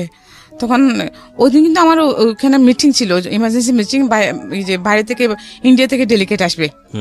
হ্যাঁ, তারপরে আমি চলে গেলাম। চলে যাওয়ার পরে আমাকে বস খুব রাগারাগি করলেন, তো আপনি কি হয়েছে আপনার? কিন্তু ও যে আমাকে টর্চার করতো, ওইগুলো দাগ টাগ থাকতো, ওগুলো অফিসে সবাই জিজ্ঞেস করতো। আমি এখানে ব্যথা পাচ্ছি, সেখানে ব্যথা পাচ্ছি বলতাম। ও আমাকে টর্চার করার কারণ তো হচ্ছে কি, আমাকে বিশ্বাস করতো না যে আমি সারাদিন জব করতাম, ওখান থেকে আসার পর আমাকে জিজ্ঞেস করতো কার সাথে কি করছি না করছি। অথচ আমাদের অফিসটা কিন্তু আপনাদের মতো এরকম ওপেন প্লেস। আচ্ছা, হ্যাঁ, সবার ডেস্ক আলাদা বাট ওপেন প্লেস। ওকে। তারপরে সে বিশ্বাস করতো না। ওখানে তো এরকম কোনো সিকিউর প্লেসই নেই, শুধুমাত্র চেয়ারম্যান এমডি ওদের কেবিন গুলো ছাড়া। তারপরে সে আমাকে ডেলি একবার কোরআন শরীফ মাথা নিয়ে শপথ করাতো। শপথ করার পর তারপর তার বিশ্বাস হতো না, সে আমাকে খুব মারতো। অথচ নিজে সেসবের মধ্যে ইনভলভ। হ্যাঁ, এটা একটা ইন্টারেস্টিং বিষয়। আমি বলছি না এই ঘটনার পরে কিন্তু অনেক ঝামেলা তৈরি হয়ে যাবে না, এটা বলাটা উচিত হবে না। তারপরেও আমি আপনাদেরকে বলি, যিনি সন্দেহ করেন অনেক বেশি, তিনি সাইকিয়াট্রিক সমস্যার মধ্যে আছেন এবং তার দ্বারা ওই ধরনের কাজ হওয়ার প্রবণতাটাও অনেক বেশি। আপনারা যদিও বিষয়টিকে ভালোবাসা হিসেবে দেখি, যে তাকে যে অনেকেই মনে করে যে সন্দেহ করছে মানে আমাকে অনেক বেশি ভালোবাসে, সেজন্য আসলে কিন্তু তা না, এটা কিন্তু সন্দেহ করে। রাইট, এটা কিন্তু এক ধরনের সমস্যা এবং এটা ভয়ানক রকমের সমস্যা। এবং এটার অবশ্যই কিওর হওয়া উচিত, কারণ সবচেয়ে বড় ভিকটিম কিন্তু সে নিজেই হয় যিনি সন্দেহ করেন। হ্যাঁ, বলেন। তারপরে এইরকমের মধ্যে মানে এইরকমই চলতেছে। তারপরে যখন আমি ওই অফিসে গেলাম, যে আমার মিটিং ছিল, আমাকে বস বকাঝকা দিলেন। তারপরে আমাদের ওখানে জিএম টিএম জন ছিলেন, ওনারা তো হায়ার এডুকেটেড, বাট ওনারা যে আমি খুব অল্প শিক্ষিত হওয়ার পরেও যে হিন্দি ইংলিশগুলো মোটামুটি ভালো বলতে পারতাম। হ্যাঁ, তো একদিন এরকম মিটিংয়ের মধ্যে ইন্ডিয়া থেকে যে 4জন ডেলিগেট আসছে, ওদের সাথে কথা হলো, ম্যানেজার জিএম সাহেব স্যার বুঝতে পারছিলেন না, বুঝতে পারছিলেন না। দেন আমি বাংলায় ভাষণ করে দিচ্ছিলাম চেয়ারম্যান স্যারকে। তখন থেকে মানে এইরকম বিদেশি যেগুলো ডেলিগেটগুলো আসতো আমি হ্যান্ডেল করতাম। তো পরে আমি চেয়ারম্যানের পিএস হয়ে যাই। হ্যাঁ, মানে আমাকে পিএস করে নেন। তারপরে হ্যাঁ, ভালোই চলতেছে। কিন্তু তারপরে যখন দেখতেছে যে মানে ওর যখন টাকা পয়সা আসতেছে, হ্যাঁ, ও যে বাইরে আমি যেখানে চাকরি করতাম, হ্যাঁ, ওখানকার চেয়ারম্যান কিন্তু ওখানে কেউ বিশ্বাস করতো না আমার বিয়ে হয়েছে। আচ্ছা, ওনার কারণে যিনি চেয়ারম্যান ছিলেন, উনি বাংলাদেশের একজন খুবই পরিচিত ফিগার, আমি নাম বলছি না, এখনো আছেন। তো ওনার 3টা ছেলে। তো ওনার এখানে তো লন্ডন, আমেরিকা, এখানে বাংলাদেশ, তো ওনার বাড়ি সব আছেই, ওনার বিভিন্ন দেশে ওনার বিজনেস আছে। তো উনি আমাকে দেখে, আমার এই দেখে ওনার ভালো লাগলো। উনি আমাকে আমাদের ইয়েকে বললেন, আমাদের একজন মার্কেটিং ম্যানেজারকে বললেন আমাকে বিয়ে করার কথা। ওনার সিটিং এর মধ্যে যে ওনার বাড়ির ওনার এসে যেগুলো আছে উনি আমার নামে করে দিবেন, এবার আমার ছেলে মেয়ে দুটো বিয়ে করে দিবেন, আমার নামে করে দিবেন, আমি যেন ওনাকে বিয়ে করতে রাজি হই। ওনার 3টে ছেলে, কোনো মেয়ে নাই।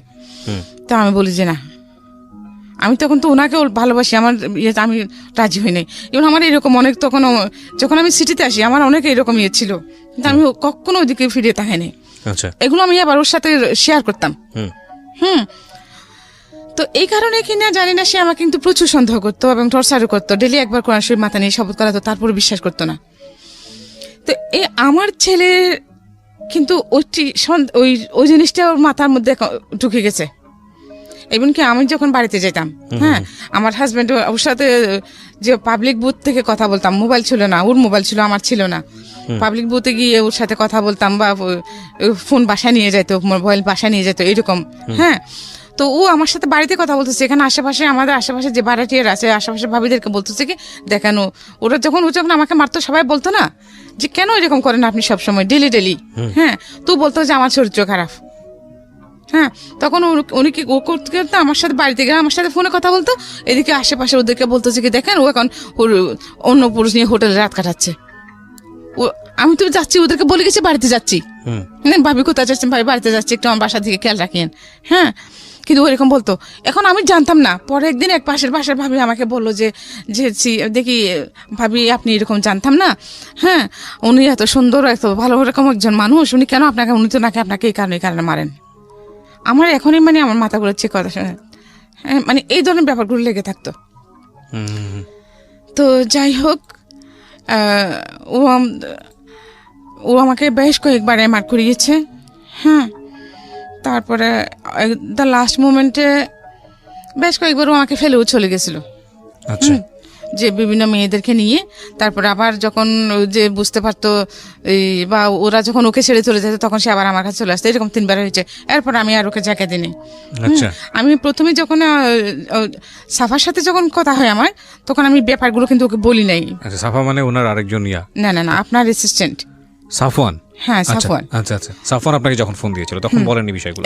বিষয়গুলো বলিনি, কারণ তখন বাসাতে ছিলাম। হ্যাঁ, তখন ওনার সঙ্গে ছিলেন আপনি? না, তখন আমরা বাসায় ছিলেন? আমি বাসায় ছিলাম। সাফওয়ানের সাথে যখন আমার কথা হয়, হ্যাঁ, তখন তো আমি বাসাতে ছিলাম। আচ্ছা। আশেপাশে অনেক মানুষজন। সাফওয়ান, এখানে অনেকেই কনফিউজ হয়ে যাবেন প্রিয় শ্রোতা। আপনারা যখন এখানে ফোন করেন, আমাদের প্রোগ্রামের আরেকজন টিম মেম্বার হচ্ছে সাফওয়ান, সে ডিরেক্টলি আপনাদের সঙ্গে স্টোরি নিয়ে কথা বলে। উনি আসলে তার কথাই বলছেন। হ্যাঁ, বলেন। তো আমি ওনাকে ব্যাপারগুলো বলি নাই শর্টকাট মধ্যে। হ্যাঁ, আচ্ছা। তো এর জন্য একটা গ্যাপ থেকে যেতে পারে বা ভুল বোঝাবুঝি। ঠিক আছে, সমস্যা নাই, বলুন। তারপরে ও কিন্তু বাচ্চা নিতে চাইতো না। আমাকে আশেপাশে সবাই বলতো যে ভাবি একটা বাচ্চা নেন, তা না হলে একটু যে কোনো সময় আপনাকে ছেড়ে চলে যাবে, এই যে এরকম করতেছে। কিন্তু যতবারই আমি কনসিভ করতাম, ও আমাকে এমআর করে ফেলতো। হ্যাঁ, তারপরে এট দ্য লাস্ট মোমেন্টে আমার মেয়েটা, আমি যখন কনসিভ করি, আমার মেয়েটা হয়, তখন ও আগের যে ওর ইয়ে ছিল, লাভার ছিল মেয়েটা, ওর সাথে আবার ওর সাথে ইয়ে হয়েছে, অ্যাড হয়েছে। হ্যাঁ, তখনও চেয়েছিল আমাকে, অনেক ওষুধপত্র খাওয়াছিল ওইটা নষ্ট হয়ে যাওয়ার জন্য, কিন্তু আল্লাহর কি হুকুম হয় নাই। তারপর যখন আমি 5 মাসে প্রেগনেন্ট, তখন সে আবার আমাকে ফেলে চলে যায় ওই মেয়েটার কারণেই। ওই মেয়ের ওরা যখন ও কি করছে, ওই মেয়ের গার্ডিয়ানরা কি করছে, ও ওদেরকে বলছে যে বিয়ে করে নাই। হ্যাঁ, তো আমি যখন আমি খবর পাচ্ছি, তখন আমি ওদের বাড়িতে ফোন করছি। আচ্ছা। মেয়ের বাড়িতে, তখন ও মেয়ে বিশ্বাস করে না আমার কথা, বলছে উনি যদি তোমার হাজবেন্ড হয়, তাহলে তুমি ওনাকে নিয়ে আমার বাড়িতে আসো। আচ্ছা, আমি কেন তোমার বাড়িতে আসবো? তোমার যদি প্রয়োজন হয়, তুমি নিজে এসে জাস্টিফাই করে যাও। তোমার প্যারেন্টসদেরকে নিয়ে এসে তুমি জাজ করো, আমার কি দরকার আসছেন? তারপর ওনার ওয়াইফ, তারপর ওই যে মেয়েটা, মেয়ে সহ মেয়ের বড় ভাই, মেয়ের মা, হ্যাঁ, মেয়ের বোন, সবাইকে নিয়ে আসছে। আচ্ছা। 2বার আসছে। এখন দ্বিতীয়বারের মধ্যে কি করছে, তখন সন্ধ্যাবেলা ছিল, দ্বিতীয়বারের মধ্যে ওনারাও বসে আসছে আমার বাসায়। হ্যাঁ, ওই সময় আমার হাজবেন্ড আসছে। আসে যখন ওদেরকে দেখছে, উনি পিছনে তো উড়ে পালা গেছে। হ্যাঁ, তারপর ওরা দেখছে, ওরা বিশ্বাস করছে তখন যে হ্যাঁ, এটা আসলে তোর মিথ্যে বলেছিলেন। তখন ওই মেয়েটাও বিশ্বাস করছে। হ্যাঁ, তারপর ও মেয়ের সাথে ও মেয়ে আর ওকে বিয়ে করে নেয়। এখন ও কি করছে, আমাকে ছেড়ে চলে গেছে। আপনার হাজবেন্ড? আমাকে ছেড়ে চলে গেছে। তখন আমি কি করবো? আমার তো তখন চাকরিও ছেড়ে দিয়েছি, যেহেতু আমাকে সন্দেহ করে এগুলো নিয়ে। তখন ও বলছে চাকরি ছেড়ে দে তুই, তাহলে তোকে সন্দেহ করবে না। ওকে, ঠিক, আমি আমার সংসারের খাতে আমি চাকরি ছেড়ে দিলাম, বাসাতেই আছি পার্মানেন্টলি। তারপর যখন এখনো আমাকে ফেলে চলে গেছে, আমার তো কিছু, আমি কিভাবে চলবো? তারপরে যাই হোক, আমার কিছু সঞ্চয় ছিল, ও যখন চলে গেছে, আমার মেয়েটা, আমি তখন 5 মাসে প্রেগনেন্ট। আমি একটা রেলওয়ে কলোনিতে একটা সাবলেটে একটা ছোট রুম নিলাম। ওরগুলো তো সরকারি কোয়ার্টার, ওরা একরকম সাবলেট দেয়। ওখানে আমি একটা সস্তার মধ্যে একটা ছোট রুম নিয়ে আমার বাচ্চাগুলোকে নিয়ে ওখানে থাকলাম। পরে আমার মেয়েটা এটা হলো। মেয়ে হওয়ার পরেও অনেকদিন সে কোনো খোঁজখবর নেয় নাই। 2 বছর পর্যন্ত অনেক কষ্ট করছি মেয়েকে নিয়ে, মানুষের বাড়িতে কাজ পর্যন্ত করেছি। তারপর মেয়ে যখন একটু বড় হলো, তখন আমার বড় মেয়ের কাছে ওকে রেখে দেন আমি আবার চাকরিতে ঢুকলাম। ওকে। আবার চাকরিতে ঢুকলাম। তখন তো আমার ওই চাকরিটা তো চলে গেছে। দেন আমি আবার একটা পত্রিকা দেখে পত্রিকা বিজ্ঞাপন দেখে আমি আবার একটা গ্রুপ অফ কোম্পানিতে জয়েন করলাম। হ্যাঁ, তো ওখানে আমি টেলিফোন অপারেটর হিসেবে জয়েন করি। পরবর্তীতে ওইখানেও যে আমার পারফরমেন্স আল্লাহর রহমতে খুব ভালো হওয়ার কারণে আমি পরবর্তীতে ওখানেও আমি চেয়ারম্যানের পিএস হই। আমার ওই গ্রুপ অফ কোম্পানির চেয়ারম্যানের পিএস হই আমি পরে। ওনারাও পরিচিত, যে মোস্তাফা গ্রুপ অফ ইন্ডাস্ট্রিজ, সিনভেন্টের যে সৌদিয়া গাড়ি টাড়ি আছে, ওগুলার তো আগ্রাবাদ ওনাদের নিজস্ব। আমি ওখানে করতাম, প্রথমে টেলিফোন অপারেটর হিসেবে ঢুকি, তারপরে যে ওখানে পিএস হই। আচ্ছা। হ্যাঁ, তো ওখানে আমার অফিসে কিন্তু সবার সাথে, আমার কলিগদের সাথে খুব ভালো সম্পর্ক। জি। হ্যাঁ, আমার কোনো ফল ছিল না। কখনো যে ফল থাকলে তারপরেও যে মাঝে মধ্যে কাজকর্মে তো ভুল হয়, তারপরে কিন্তু ওরা সেটা নিত না তেমন একটা।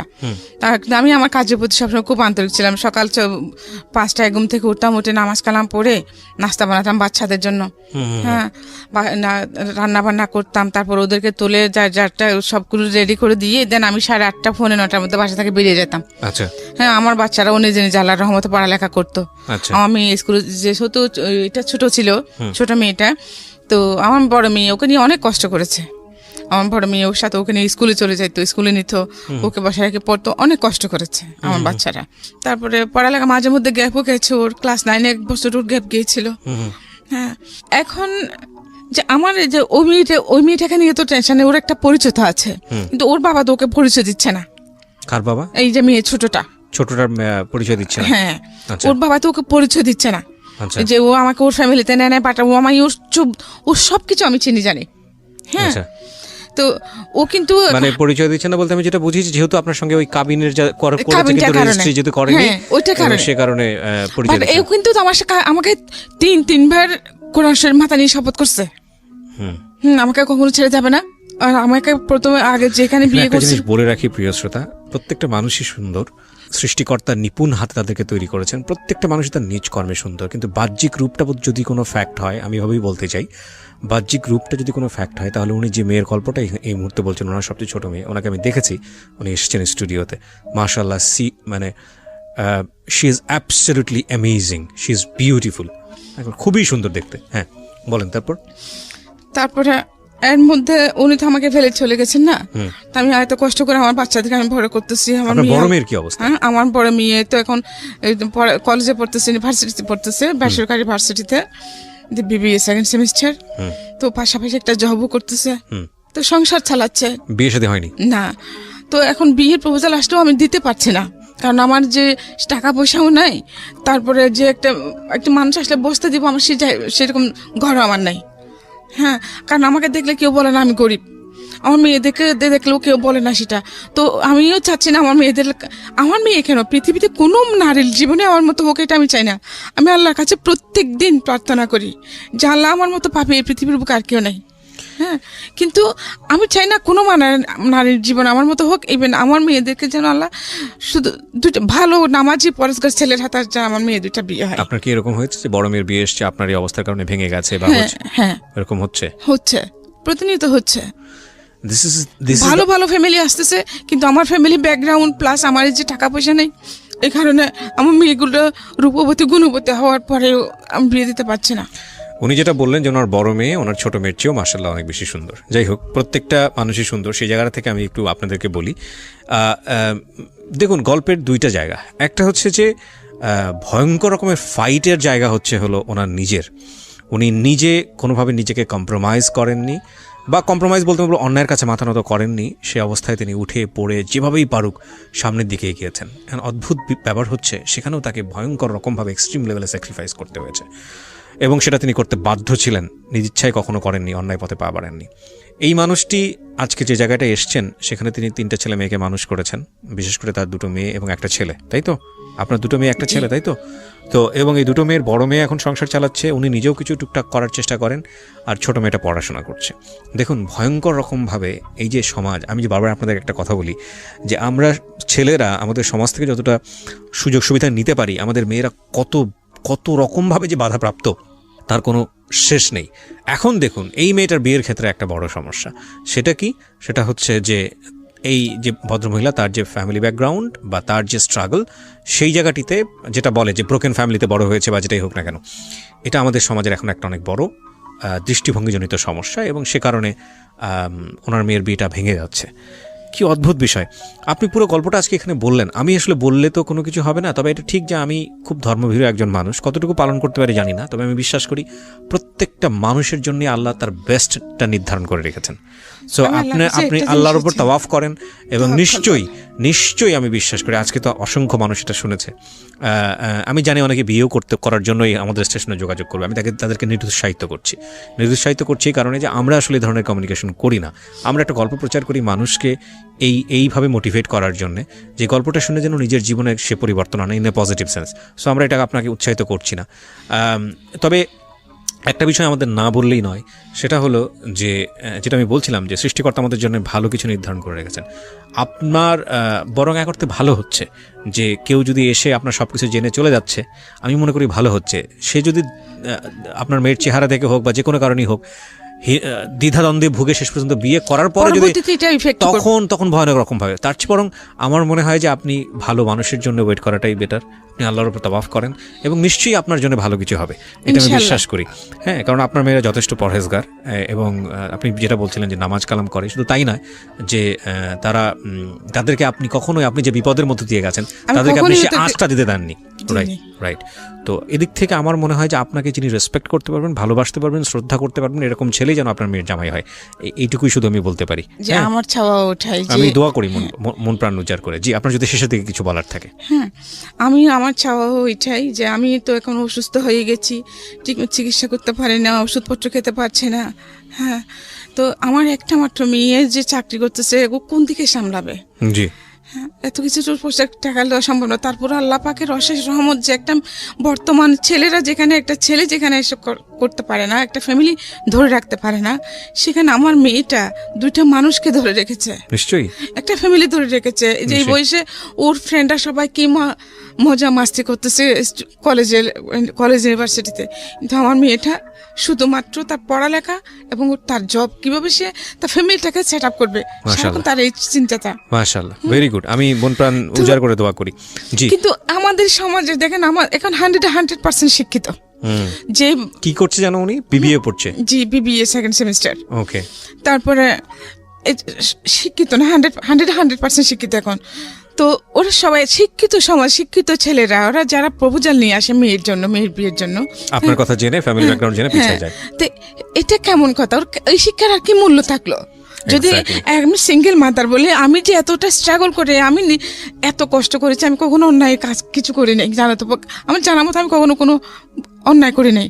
হ্যাঁ, এমনি আমি যখন পত্রিকা কাজ করেছি, ওখানে গোল্ড পাচার নিয়ে আমি একটা রিপোর্ট করছিলাম। গোল্ড নিয়ে, বাংলাদেশে গোল্ড পাচার। আচ্ছা। তো 2 মাস লেগেছিল, 2 মাস আমি ওই কাজটার পিছনে বিয়ে করেছি। এট দ্য ফাইনাল মোমেন্টে আমি রিপোর্টটা প্রকাশ করতে পারলাম না। হ্যাঁ, কারণ আমি যার বিরুদ্ধে আমি কাজটা করেছি, যাকে নিয়ে রিপোর্টটা করেছি, হ্যাঁ, উনি আমাকে মোটা অ্যামাউন্টের একটা দিতে চেয়েছিলেন, আমি নিই নাই। হ্যাঁ, তো পরে ওইটা আমি যার কাছে যাব, আমার যে চেয়ারম্যান উনি নিয়েছেন, আর তার ডাবল নিয়েছেন, নিয়ে উনি আমার রিপোর্টটা করতে দেন নাই। দেন আমি ওই রাগের উপরে ওই চাকরিটা ছেড়ে দিয়েছি। হ্যাঁ, তখন উনি আমাকে বলছেন যে আমার দরজা তোমার জন্য সবসময় খোলা থাকবে, তুমি আসতে পারো। এবং আমি এখনো পর্যন্ত ওখানে 11,747 টাকা পাই, ওটার জন্য আমি যাই নাই।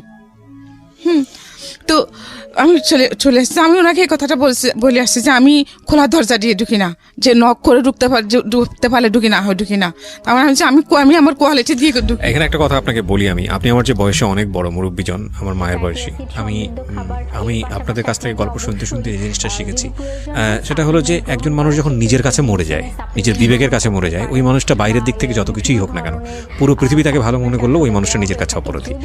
আবার ঠিক উল্টোটা যদি আমি বলি, একজন মানুষ যখন ভেতরে সৎ থাকে, অনেস্ট থাকে, পুরো দুনিয়া তাকে অসৎ বললেও সে তার মাথা উঁচু করে চলতে, কিচ্ছু যায় আসে, সে মাথা উঁচু করে চলতে পারে। দ্বিতীয় মানুষটা হওয়াটা খুব জরুরি। তো আমার মনে হয় কি আপনাকে আমি ওই কথাটাই বলতে চাই, দ্বিতীয় কথাটাই, পুরো দুনিয়া কে কি মনে করলো তাতে কিচ্ছু যায় আসে না, আপনি বরং আপনার কাছে অনেস্ট আছেন। হ্যাঁ, আমি একটা কথা চিন্তা করি যে আমি আমার মেয়েদেরকে বলছি, আমার মেয়ের যেখানে যে জব করে ওখানে ও টাকার খেলা। হ্যাঁ, ও চাইলে ওখান থেকে যে অনেক সময় মেম্বারেরা টাকা পয়সা বেশি দিয়ে ফেলে, কিন্তু আমার মেয়ে কখনো একটা টাকা ঘরে আনে নাই। ওগুলো টাকা বেশি আসলে ওগুলো কি করে একটা স্লিপ করে ওগুলো এখানে অ্যাকাউন্টসে জমা দিয়ে আসে, বুঝা দিয়ে আসে। এটা